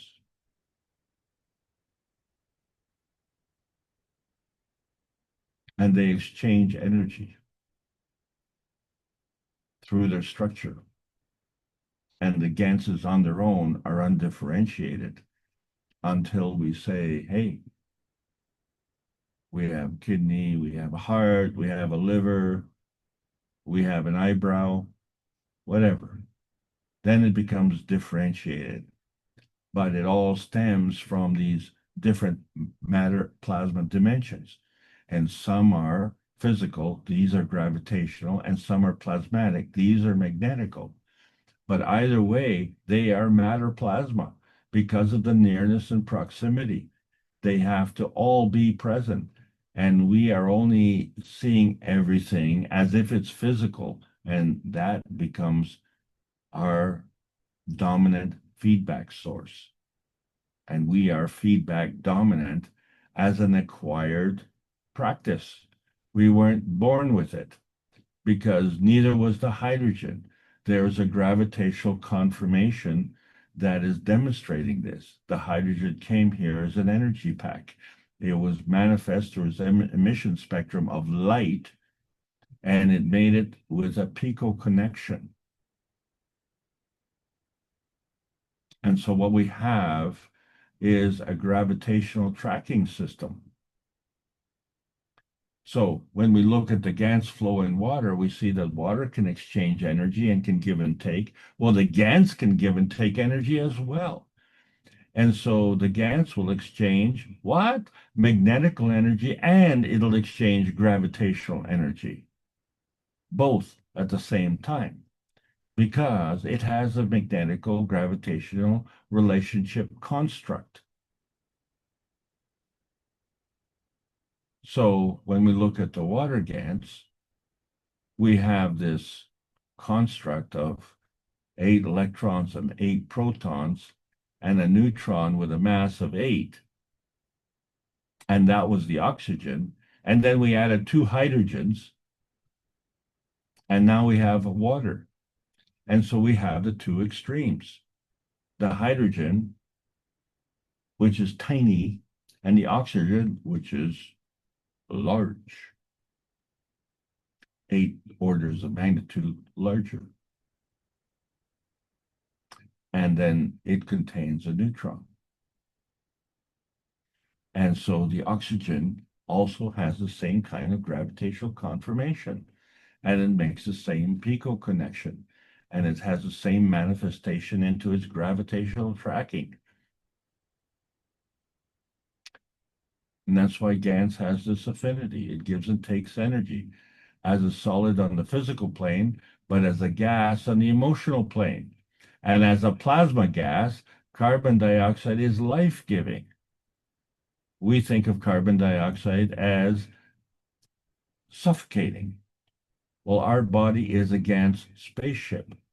And if carbon dioxide was suffocating, then we would have a problem breathing because we are exhaling carbon dioxide. So there's something wrong with our thinking. So when we look at the GANS point and we see, well, GANS on its own, when you put it in a bottle, it is immersed in water, and then it has a hole in the center. But we look at the GANS point and say, how does it compare to, say, a dandelion seed, which also has all these points? Well, that becomes the plasmatic manifestation point of all the energy coming together. So the dandelion head with all of these seeds looks like a giant GANS explosion. And it does indeed explode when the wind comes. All of these seeds spread out. So the GANS star has, on all of its points, it has a field, a combination that is representative of the amino acid structure. The amino acid, the building blocks of life. The vertical people, the horizontal people, the humanity species has it as well. And they're all based on this GANS star formation. Well, these are picoseeds. These are the points that create the connection of the GANS in its physicality. So each point on the GANS star has picoseeds to create that GANS. And the combination on each point creates a field strength. And the combination of all of those points into a star creates another combination. And that combination then emanates another field strength, which is an emission spectrum given off by the GANS. And that emission spectrum represents the source within that seed. And so unless you watch the whole process, when you look at a pumpkin seed, that tiny little white thing turns into this colossal orange thing, and you say, well, these are two different things. No, they're not. They're a progression of the energy transfer that comes from the seed and manifests itself into a pumpkin. And that's how growth happens. And in that period of growth is what we refer to as time. So this is the progression to going from point blank to Gantt star. There's a sequencing path, where we have science that is boxed in, but now we have to be stepping outside the box. So our point of view has to be either from the inside point or the outside point. Either way, we have to make a point of connection. So when we look at the Peace Dome reactor, that positioning is a shielding. But within that dome, we can create anything by our positioning. And so on May the 10th, we created our Goldfinger. And how we did it, not only with a star formation, but each point had rotating star points. And each of them created a field. But what we see is this was an obsolete technology because it was using exclusively the lowest energy state. Well, we have now gone into a higher energy state because we are exclusively in the plasma state. And in that, we enhance our capabilities by, shall we say it again, many orders of magnitude. So let's connect the dots. What we're trying to achieve here is we're trying to achieve practical points to employ practical reasoning. So to understand the road to self-determination or the road from self-determination, we have to have a practical philosophy, practical solutions, and understand the practical currency of life. It involves giving and taking, and we are the facilitator. It's a two-way street, and the street is paved with gold. So what we need is a humanity inertia, Gantt shielding points to shield ourselves from hostiles, not just on this planet, but in outer space, to shield ourselves from aggression, not just from armies, but even from our families, to shield ourselves from environmental harm, not just weather, but toxicity, to shield ourselves from fear-mongering, not just what people throw at us, but what we mentally construct, and to shield ourselves from abuse, emotional abuse, not just what others abuse us with, but how we abuse ourselves. When you say, thou shalt not lie, it's really important to not lie to yourself, because that is the highest form of abuse. And so we're headed into uncharted territory. So there are many stars beyond the nanomonatomic state.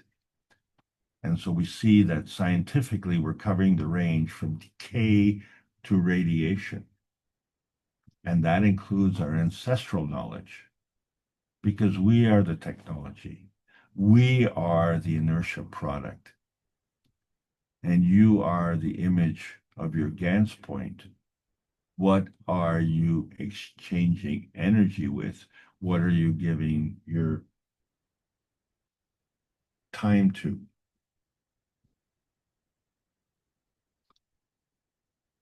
The universe provides our soul food.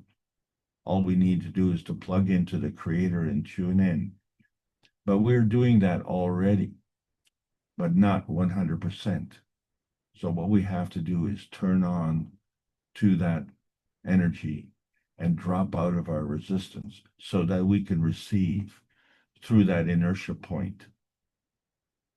But in order to do that, we have to provide the pattern. And that pattern determines the energy that we get. So how much of a and how good of a pattern maker are you? Well, we need to get better. Now, since May the 10th of 2025, the world knows that we have the technology in hand to deliver peace and prosperity to this planet. So the Keshe Space Plasma research teams are looking for many, many more practical ways to apply this technology to the humanity, understanding that there is a space frontier and we are welcome as participants, not as hooligans. 598 weeks in a row, the Knowledge Seekers workshops have been teaching us how to suddenly transcend the limitations of nuclear science, bringing us together to the greater oneness, where our universal community meets the other universal communities and brings peace and prosperity, not only to our planet, but to the universe as well. We need a technology release because our beds are burning. In that process, we need a scientific rescue, a financial rescue, political rescue. It all involves a preservation rescue. We are members of the universal community, and so we need to learn how to fly with a captain. And this month on July 25th, we will have our third session on learning this process, and it's available to everyone because everyone is part of this dimension transition, going from the universal creation of matter through the structure of light and the origin of the universe and back again. And we are the observers, the participants of these transitions. So are we in the fourth dimension, or is our manifestation in that fourth dimension? Are there more? Well, our mission is to bring peace on earth and join humanity with the universal community, the universal community, because we want to bring man as equal to all the beings in the universe by teaching the plasma science and technology equally to everyone, that no one is left out, no one is abused due to the lack of knowledge. So help us achieve this goal. This is the Keshe Foundation, Spaceship Institute Teachings on Plasma Science, welcoming all the beautiful knowledge seekers. We are learning about the new selection process of the new plasma science. Yeah, we get to choose. We have to start with the World Peace Treaty. Choose that, sign it, but sign it with sincerity, because the point of the true nanotech is to maintain an integrity. So don't lie to yourself. The peace dome of outer space can be an umbrella or a fountain. Is the inertia of the present governed by the dimensions of history? Only if we allow it. Is it time, or it is time to learn the history of self in a universal context? So we expand our fields, our schemes of reference. The inertia of a peaceful self can migrate as a superconductor. The pico point is the emotional concentration that is between our belief and our experience.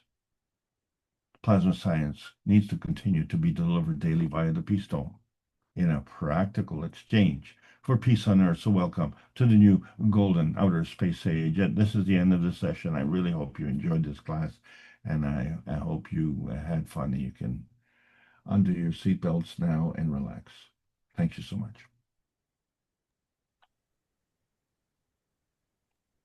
Okay, thank you, Alex, again for a deep sharing your understanding, and hopefully we've become more enlightened step by step, even if we didn't realize we were becoming enlightened. As Mr. Keshe says, he's teaching through the soul. But let's turn it over to the participants to see if any thoughts have arisen, anything you're contemplating about, or anything you're taking exception with about what Alex mentioned. So let's hear from Alex, that's interesting, and I appreciate the teaching. really eye-opening. Now, question, the pico, there has to be another magnitude smaller than pico, right? We don't have the technical equipment right now to measure it. So when we achieved this level of magnification, this became a revelation recently, yes. Because I'm going back to the principle 1 + 1 is more than 2. And knowing plasma that can always interact, it has to be a dimension magnitude smaller than that. Certainly. Ike, how big is large? Large is large. The large is too large. You don't know. It all depends on. Yeah, that's it's really interesting. It's huge knowledge. So we haven't even learned nothing yet. I mean, considering what we know now, this is just on our own level. Well, I think we've been overly hard on ourselves as well, because I think because of the condition of this planet, we are not solely responsible for this condition. We are 1/8 billion people. Okay, so let's say if you were to be removed from this planet, there would still be 8 billion people. I mean, it just, well, 8 billion minus one minus might as well still be 8 billion. You know what I'm saying? So it's like a millionaire losing a penny. It's insignificant because, Insignificant, yes. yeah. Insignificant. So this planet is significantly hindered and hurt because we can see that. We can feel it. We can see the agony that the earth is going through. And it is guaranteed that the earth doesn't really need humanity as such in order to survive, because the gold was here before we came to dig it, right? The earth was here before we were born. So the earth doesn't really need that. And, we're not on Mars and we're not on Jupiter. So those planets were here before us as well. But we chose to came to Earth. And so this is our home. And even dogs know, if you were to put a dog in a crate, a dog will not defecate in his own crate. They will wait for you to come home to open the gate of the crate. And the first thing on the dog's mind will be to go out and do his business. Well, who taught the dog to be so respectful of his home? Why aren't we respectful of our own home? Well, it's okay, you just throw the garbage, just throw it away. Well, where exactly is that? Give me a map and tell me where away is. But that's the way we've been brought up. Throw it away, live in a disposable society. Why not? That way we can make more things. And when we make more things, we can make more money. But that's not without consequences. So we have to be mindful of these consequences. The earth is obviously well equipped to be mindful of that. And you pushed me in a direction to discuss this because a lot of people, like in the archaeology field, they like to analyze a previous civilization by digging up the artifacts, so they find this clay pottery and they say, oh, well, these people had the knowledge to be able to make clay pots. Well, we have the knowledge to make clay pots, but that doesn't tell you whether or not we have the knowledge to make cars. How do we know they didn't have the knowledge to make cars? Because what happens is, as they've been deciding to look through history, many people have looked through the dumps that we have created. And they say, well, how long does it take to eliminate our fingerprint of our presence? And they have found that they've gone through dumps, and within a matter of maybe even 10 years, everything within that dump has been decayed to the point that they can't even discover any. They don't even know which country came over. Even the steel has disintegrated into dust in 10 years.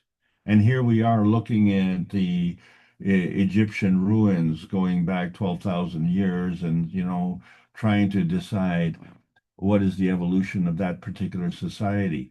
We can't even determine the evolution of our own society. So, let's not, be too arrogant in that regard. We now have the technology in our hand to create what we need to create to make this heaven on earth. Because we have not made heaven on earth. We keep talking about heaven as if it's some nebulous construct. But why? Why are we denying ourselves with that? And so that is the question we need to ask collectively.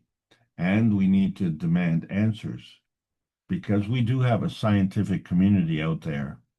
We do have an educated academia. And we do have people in power who have the capacity to do that. So what's the problem? Perhaps they think of us as P.T. Barnum did. Well, didn't he promote that? Yeah, well, he, in a way, he said not to smarten up any, don't give a sucker an even break or smarten up a chump. Well, like if you think about that very closely, that is extremely good advice. I'm saying that's how the structure is treating us in a way. I bet Yeah, they do have. the thing is, we get to. Sorry, Mark, go ahead. No, I think they probably do have microscopes that can see even below this pico, but it's not available for public or even to be discussed in the public, because of course this would start to demolish this Big Bang theory. As you said with the microscope that you apparently or someone could see, it wasn't available. You had to sort of have permission from the government researchers. You're talking about the somatoscope, There yeah. you go. There you go. Well, they're not using the somatoscope in the hospitals. So the question really is, why not? And then someone has made them illegal. Why would you make a man-made device illegal? Well, I think I could understand that a gun would, not be legal, but a microscope never hurt anybody except maybe somebody's pocketbook because it showed the truth. So it clearly shows that the truth is hurtful. Well, if the truth is hurtful, then if you're not true to yourself, then you would be hurting yourself as well. So that's the truth. So that's the point of the matter is, and what you said, don't give a chump, don't give a sucker an even break. Well, and that is the truth. So we have to understand that we now have a choice. We don't have to be that sucker. One of the things about being a sucker is it teaches you what to do. It teaches you what works and what doesn't work. So sometimes being a sucker is actually a welcome learning experience, except that if that lesson is the last lesson, then you don't get the benefit of learning from that lesson in this physicality.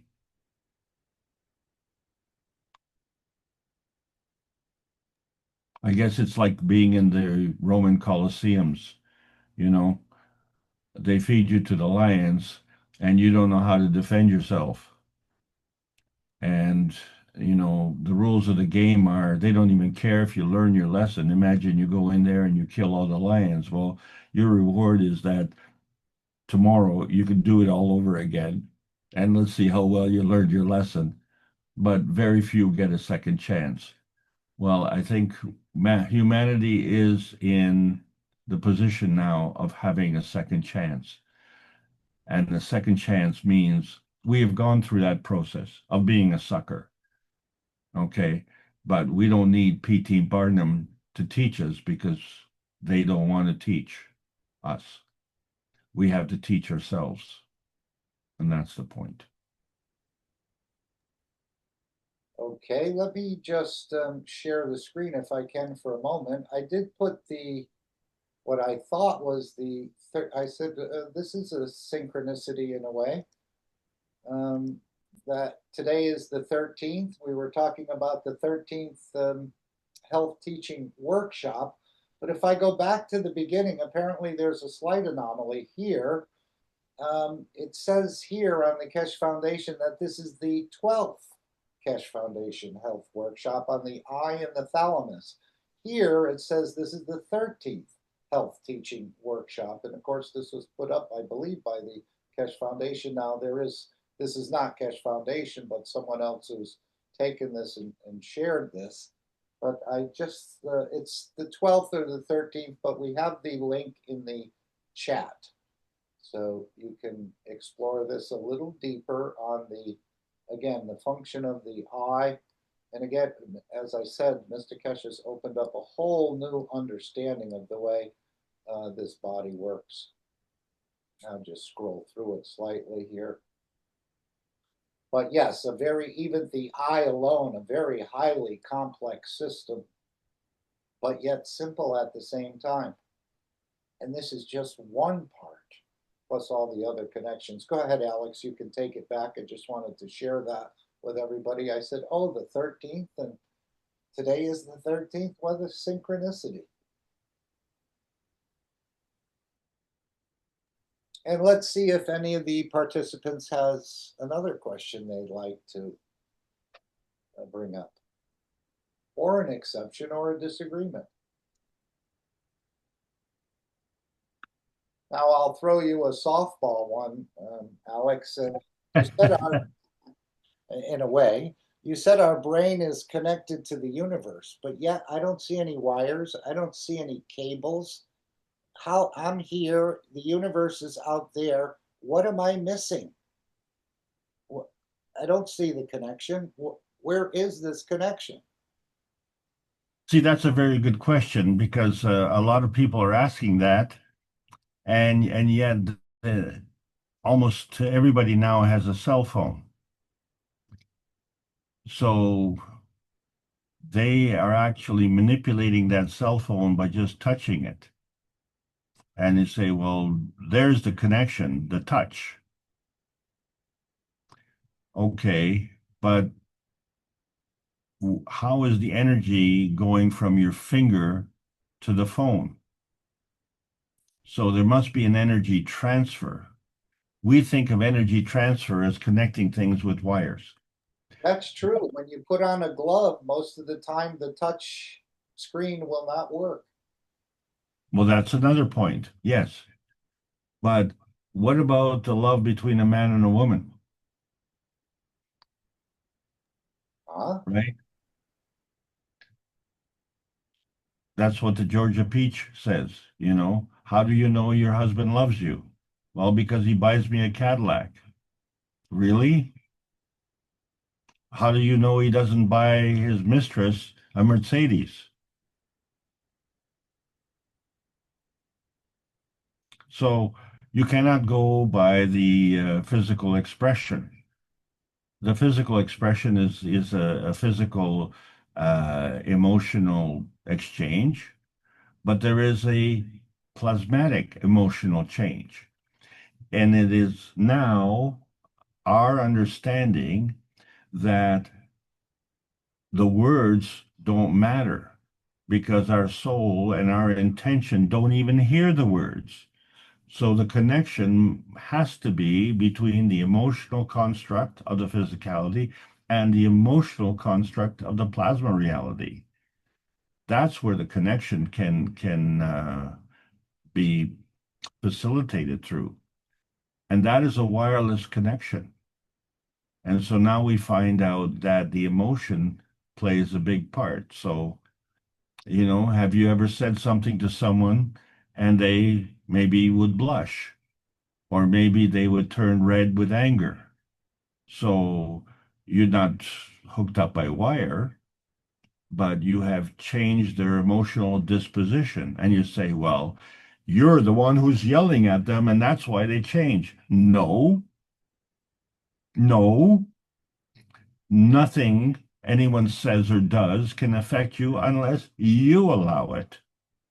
You're the one who has to allow it because you are either the attractor or the repeller of this energy, and you get to decide.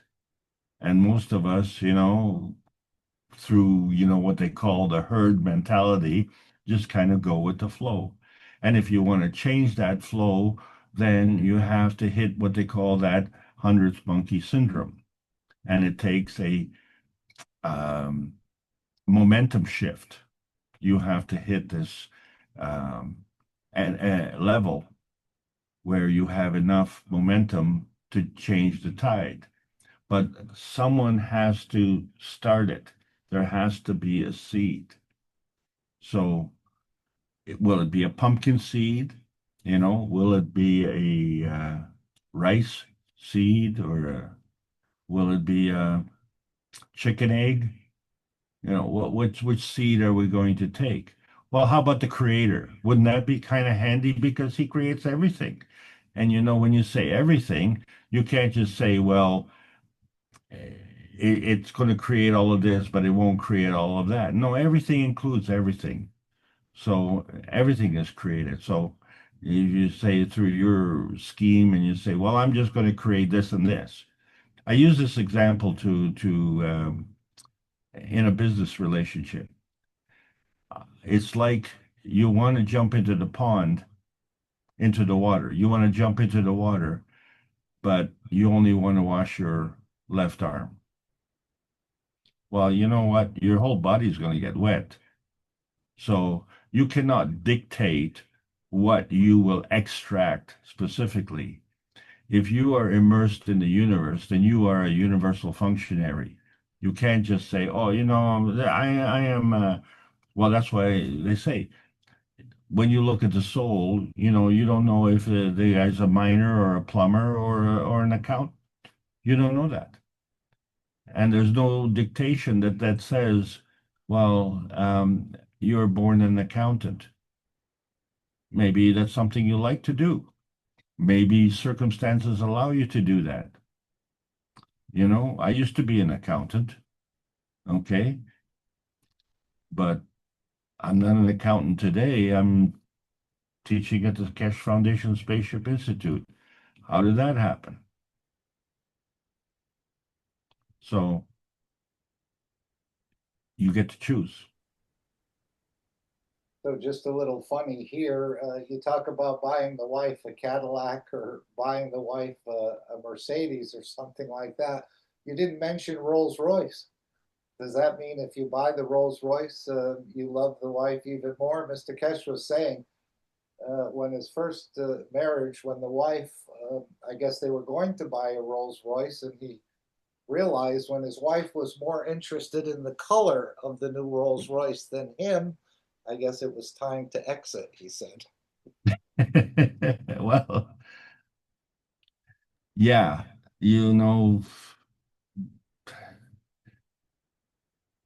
that's one of the things about our weather system here, you know, we talk about the temperature, you know, and we say, oh, well, well, in Canada, you know, we talk about the temperature, then we talk about the humidex reading. So always, oh, it's really hot today. You know, it's 25 degrees and it feels like 30. Okay. Not to a car. If it's 25 degrees, the car will do 25 degrees. If it's minus 25 degrees, the car will be minus 25 degrees. So, oh, it's minus 25, but with the wind chill, it's minus 40. Well, it's minus 40 to us because we're sentient beings. But the car, which is an inanimate thing, will still be minus 25. So it's not the car that'll be the problem. It's the fuel. Why the fuel? Because it's carbon-based. It's the oil because it's carbon-based. And carbon is connected to the universe. So that's why. So, you know, the school buses don't operate if it's minus 30 degrees below zero because they are all diesel and they may not even be able to start them. So that's when it affects. But otherwise, the temperature is the temperature, and you can literally change that temperature. We have with the plasma science, we have ways and means to create a stable interior, either through a maglev reactor or through our paint or through the GANS spraying. And so the internal temperature within our homes can be room temperature, regardless of if it's plus 40 or minus 40 outside. So we have a stable environment. Well, if we can create a stable environment that way that is conducive to our peacefulness and harmony, then we can do that and extend that to the rest of the planet. So why aren't we doing it? Thank you, Alex. I just wanted to read what Joseph had put in the chat. Apparently he's exited. Of course, he's in Europe and it's getting later. So I'll just read this and see if anyone or yourself, Alex, would like to comment. Humanity is a major part also giving much energy. Everything we take, we balance from our soul, and all our emotions are wonderful benefit to the planet. We, as humanity in the image of the Creator, are at least a bit needed for the planet. I was going to ask Joseph to comment on it, but he's gone. I don't know if anyone else wants to, but I wanted to bring this in.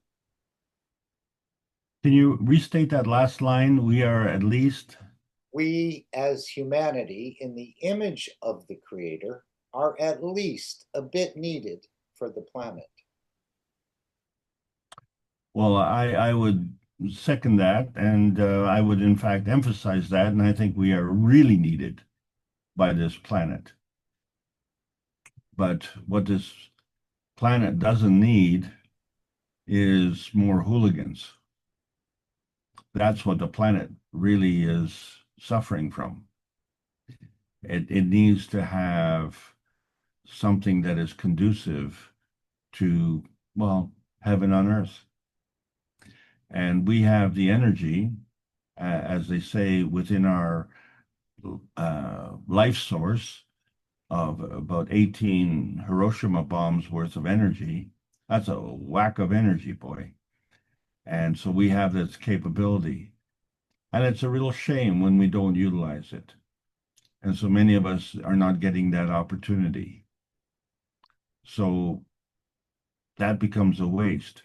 And, you know, we take our finest physical specimens and put them in the military to fight for some kind of nebulous cause, and they come back crippled, traumatized, or in a box. We have to send our finest physical specimens to do that. No one comes back damaged without some kind of damage. No one. Everyone is damaged. It's 100%. So why are we doing that? Who's causing that? Do we need that? Well, it's interesting. We just made a short video on what he was talking about in the Middle East and probably other areas. This is a war of religions. Humanity has nothing to do with it. Well, there you go. Mark, if you don't mind, I have an urgency to take care of in the next 10 minutes. Okay, we can wrap it up soon, but let's go back to the participants. Is there anything anyone wants to bring? Maybe you just want to comment on how is this GANS a superconductor? It behaves as a metal, but it's not a metal, is it? It's a magnetic field or a nano of a magnetic field, but how does it act as a superconductor if it's not metal? Or behave as a superconductor?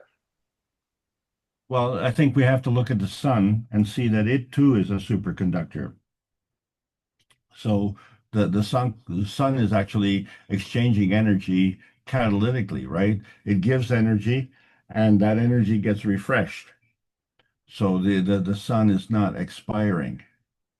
So the GANS is like a little sun.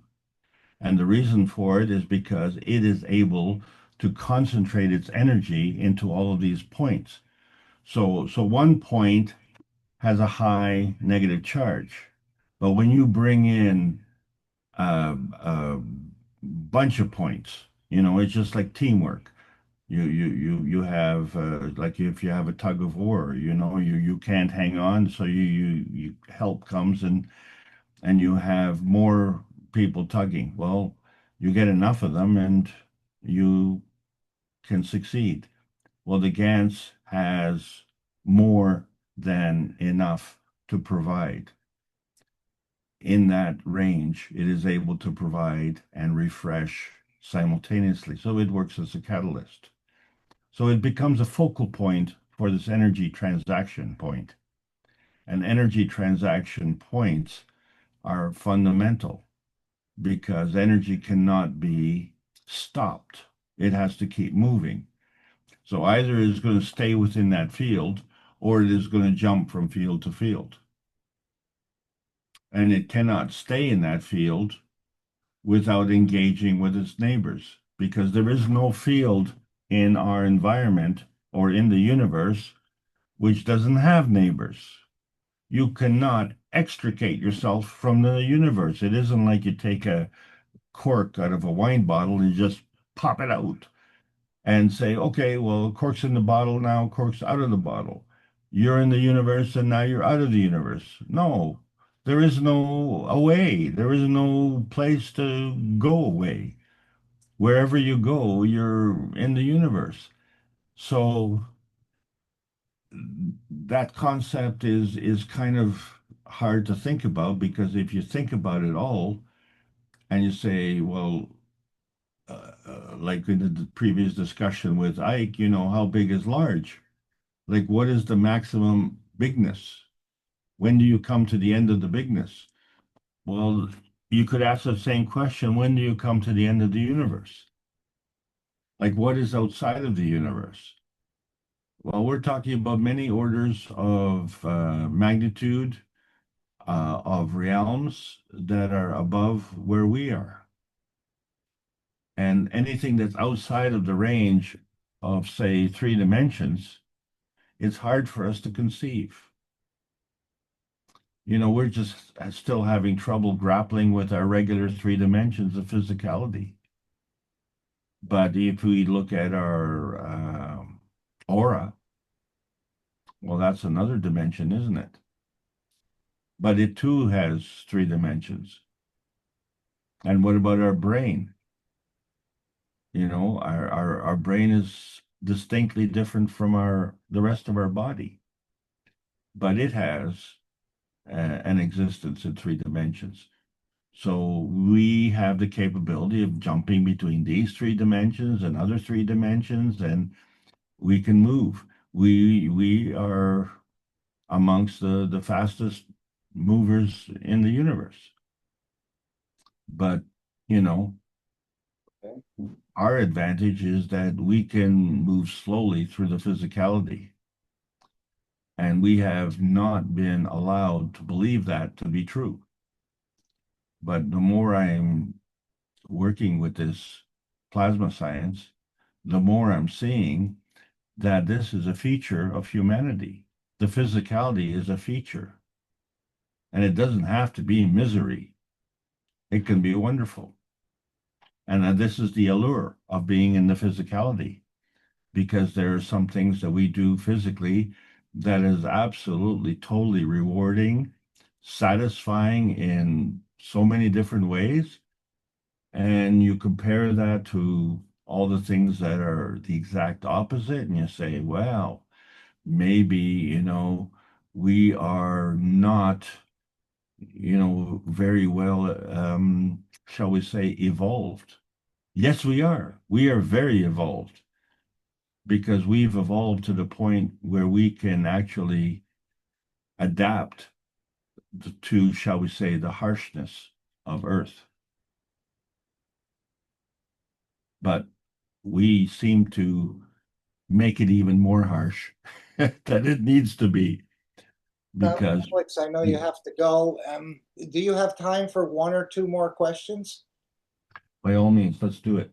Okay, anyone from the participants want to raise a question? Can you go back to your nano coding slide? Okay, let's find it. Anyone from the participants want to raise another issue? Another question? If not, I have one. When we have the nanostructure, of course, we're opening up using the caustic or other methods of opening up the atomic structure. And it just dawned on me, I probably thought about this before, but when you were presenting it today, maybe it hit me in a different way. Now that we have opened up the atomic structure using the nano coding, now we have two different dimensions, don't we? Almost like ourselves in this piece of copper, where we have the matter state of the copper, and now we have the nano state, which is a totally different dimension. Is this correct? No. The copper state is a total of 3 dimensions. The nanostate is a total of 3 dimensions. The nanostate is operating in a higher energy state than the copper wire. Right, but I'm just equating this to the physicality of the man and then the energy side of the man. The physicality of the man is in 3 dimensions, and the energy side is correct. In 3 but that would be the copper, and then the energy would be the nano. Just the way ours, they're both in 3 dimensions, as you say, but one is matter state and one is energy state. So well, actually, the nano coding is physical because you can see it. It's black. Right. But some of the nano coding isn't. You're actually elevating the atoms, right? And it creates a new dimension as I understand it. But I was just seeing for me a similarity between ourselves and this nano coding process, which you're creating a 2-dimensional or more. You're correct. Our skin is like a nano coating. So this is what you're talking about, is the field that the nanocoating imbues around. Now, in the nanocoating process, are all the atoms basically the same? I know as more atoms come up, they accommodate each other, or are there bigger, different atoms, or are they all pretty much uniform in this nanocoating? They all have a common denominator, and it's very, very, very close. But they cannot be absolutely identical because they come from the cosmic rays, and each ray has a different path and a different time frame. Right? It's like a car. You say there's a convoy of cars, and they all arrive within a certain period. But the car at the end of the convoy cannot arrive at the same time as the car at the front of the convoy. So they may be only a few seconds apart, but it's not the same second. They cannot arrive at the same time, right? Because if they did, they would actually crash into each other, because one would want to go into a parking spot and the other one would want to go into that same parking spot. So the first one has to go in, then the second one can go in. And the second one has to choose because the first one has already been taken. So the choices is -1. The first car went in, took a parking spot. Now your choices are all choice minus that one spot. The next car that comes in will be choice -2 spots, and the next one will be choice -3 spots. And then all the cars will come into the parking lot and the whole convoy will arrive. And what are you going to say? Well, these are all the people that want to come to this meeting, and they all drove cars, and they all come to the same location. And this is what you're asking me. Are they all the same? Is one copper atom different than another copper atom right next to it? Yes. Why this is important? Do you recall that in one teaching, he said that the GANs that you produced last year at this time is different from the GANs that you produced at this year at this time? Of course. So that's an excellent question you brought up, and it allows us to demonstrate the answer.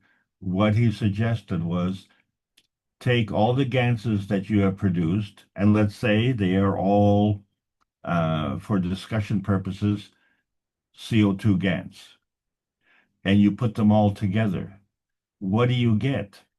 Now you get a blend of all of the CO2 GANSs. They are still CO2 GANSs. They have a common inertia point. They're all CO2. But they're representative of what? Section of time. The time from when you first created that GANS, say at this point in time last year, and the GANS that you created at this point this year. So they were all created within that range. And so the representation of the energy fields that are emitted from that GANS will be a collective of all of the GANSs in that area. So what does that mean? That means that if you add 1 to 1, now you get 2. You add another one, now it's 3. Okay? You don't add 1 and still come up with 2. Now you have 3, and then you have 4. Okay? So if you want to add 10, before you get to 10, you have to have 9. But once you start to get that multiplier in, which is orders of magnitude, well, in order to get another 10, you don't have to add 11, 12, 13, and 14. You can just go 10, let's go 20, and then 30, 40, 50. Okay, once you get to 100. And then what? Well, let's go 100, 200, 300. And this is where you get into the superconducting, okay? Because now all of a sudden, you have brought together a higher field strength. Now, once you hit a certain threshold, right, then you cross that threshold and you become in an entirely different dimensional framework. And so we see in the basics a framework of physicality, a framework of like the atomic structure, then the monatomic structure of the nano, then the pico, then the GANs, and then the plasma state. And these are all fundamental states that we can see a difference in field strength. But obviously, doesn't take into account all the in-between field states. And this is where the acuteness comes in, because there are 8 billion people on this planet, and they're all part of the humanity species. So therefore, they all have to be unique and independent. So we are all identical, as you say, because we have a common denominator, but we're all variable and independent within that variability. So I think that's a fabulous question you asked, because that is the thing that we take for granted, right? It's like if you say want to buy a car and you go to the car dealer and he has all the same cars there, right? Do you honestly believe that it doesn't matter which car you pick? One car may have been built on a Wednesday and one car have been made built on a Friday. As long Have as you it's heard not that on a story? Monday or a Friday. Hey? As long as it's not built on a Monday or a Friday. Yeah, you've heard that story, right? Yes. So, and you find you've got a car and it works great, and then you buy that same model and it's in the repair shop all the time. And they all look the same on the outside, don't they? Yeah, so there you go. So when you start to apply this kind of logic, you start to answer those questions, and this is what we're trying to do. We're trying to allow people to have the knowledge to be able to answer these questions. And we've been going along and kind of allowing others to kind of answer these questions for us. And that's okay, like let's say for instance, I am not expert at a certain industry, let's say, so I'm going to defer to the expert in that field, okay? And I'm reliant on that. And if that expert says boo, then I'm going to say boo, and I don't know if he's right or wrong. But if I use that advice and I come up and say, oh, I did what he said and it's not working, and what does that mean? Maybe he's not an expert. Maybe he's an expert in disguise. That's why Mr. Keshe is saying test everything. Even what I say, he said, don't believe. Test it. Just because Mr. Keshe said it, you don't have to believe it.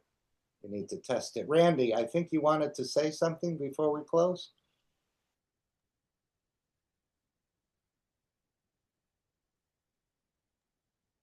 Mic came open, but no sound. Hello, can you hear me?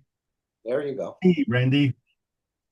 Alex just answered my questions in his last statement, so with the nano alignment. He's like that, He is like that, He's a good teacher. And Alex, you often say 1 and 1 is more than 2, but how come when Mr. Keshe was explaining to us about the egg and the sperm, each one is a soul, those 2 souls are creating 1 soul. They're both plasmas. So 1 plus 1 equaled 1. Or maybe I'm not seeing it correctly. Yeah, but that soul is alive.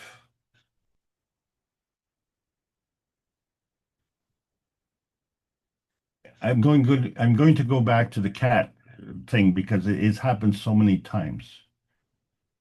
Someone came to me and said, "Oh, I've got this kitten. The mother was killed by a car." Well, the kitten's only days old.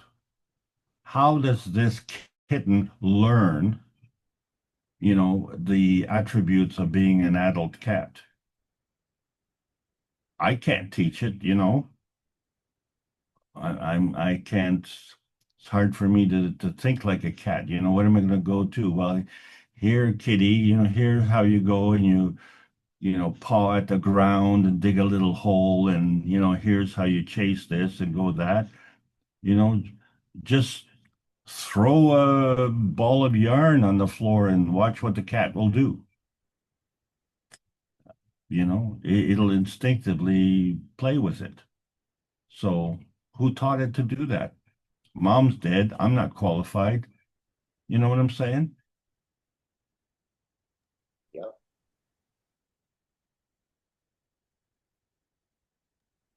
Okay, if there are any other questions, please bring them up now.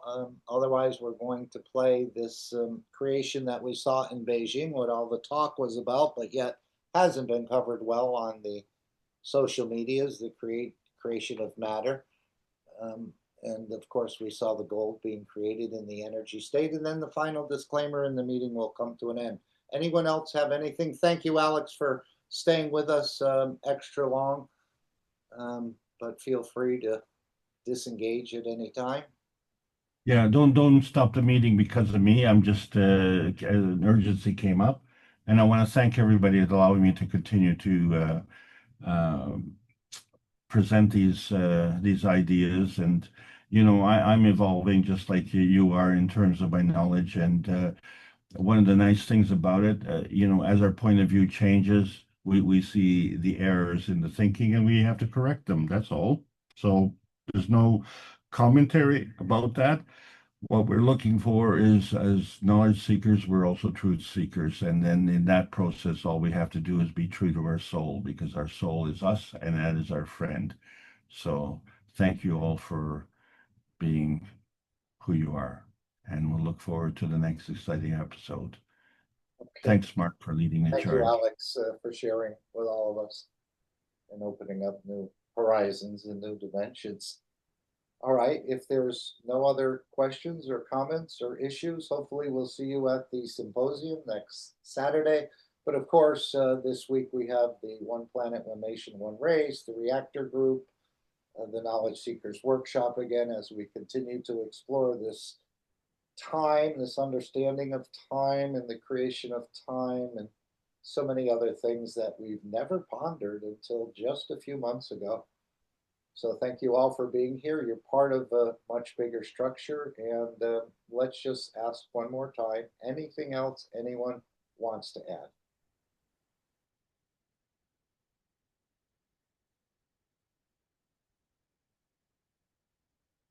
Enjoy the rest of your day, and may it be very amazing and enlightening.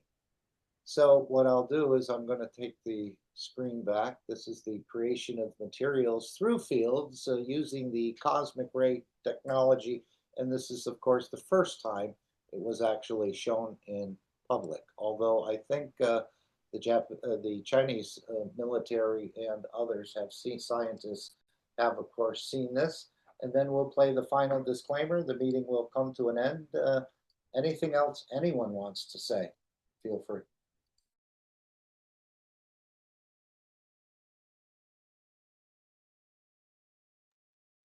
Okay, we'll see you in one of the future sessions, hopefully. Stay in touch, but again, I think it's by default we're all connected, regardless of whether you want to believe we are or we're not. So thank you all for today, and we appreciate your time, your help, and your service to the community.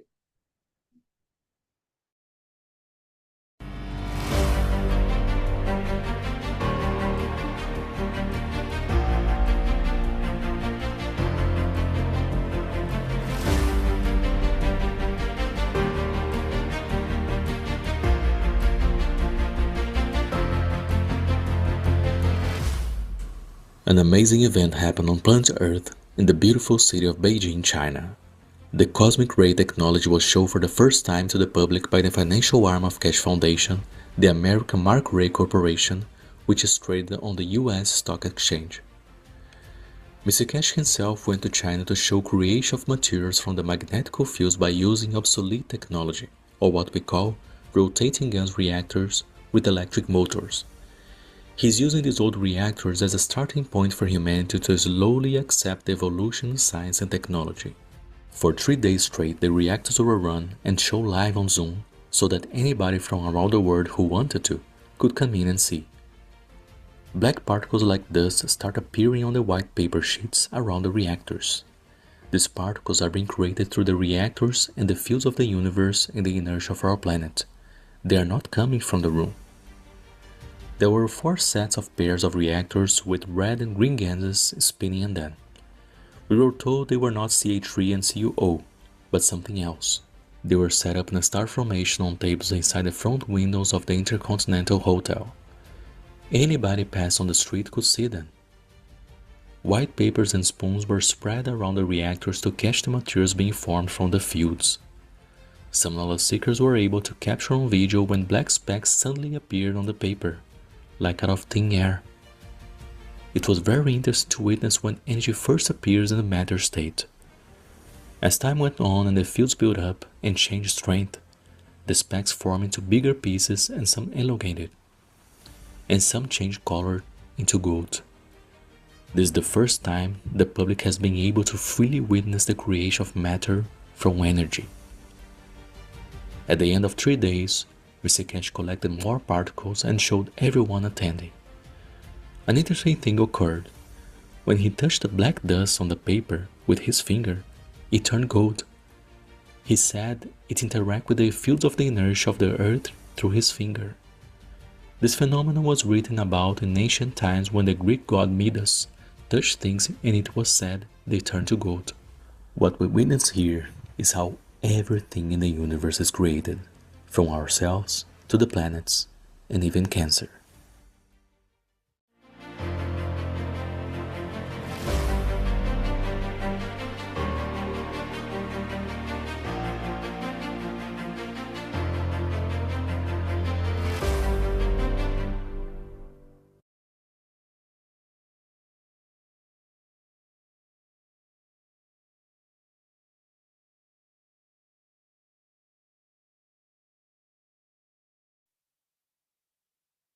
Disclaimer: the information and education material contained herein is meant to promote the general understanding and dialogue of GAN's processing. Such information is not meant or intended to serve as a substitute for a healthcare professional's clinical training, experience, or judgment. For patients and individuals, such information is not to be a substitute for professional medical, therapeutic, or healthcare advice or counseling. For medical issues or concerns, including decisions about medications and other treatments, readers, viewers, listeners should always consult their physician or, in serious cases, seek immediate assistance from emergency personnel.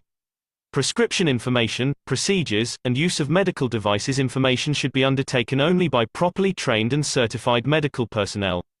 We specifically disclaim any warranties, express or implied, including implied warranties of merchantability or fitness for a particular purpose.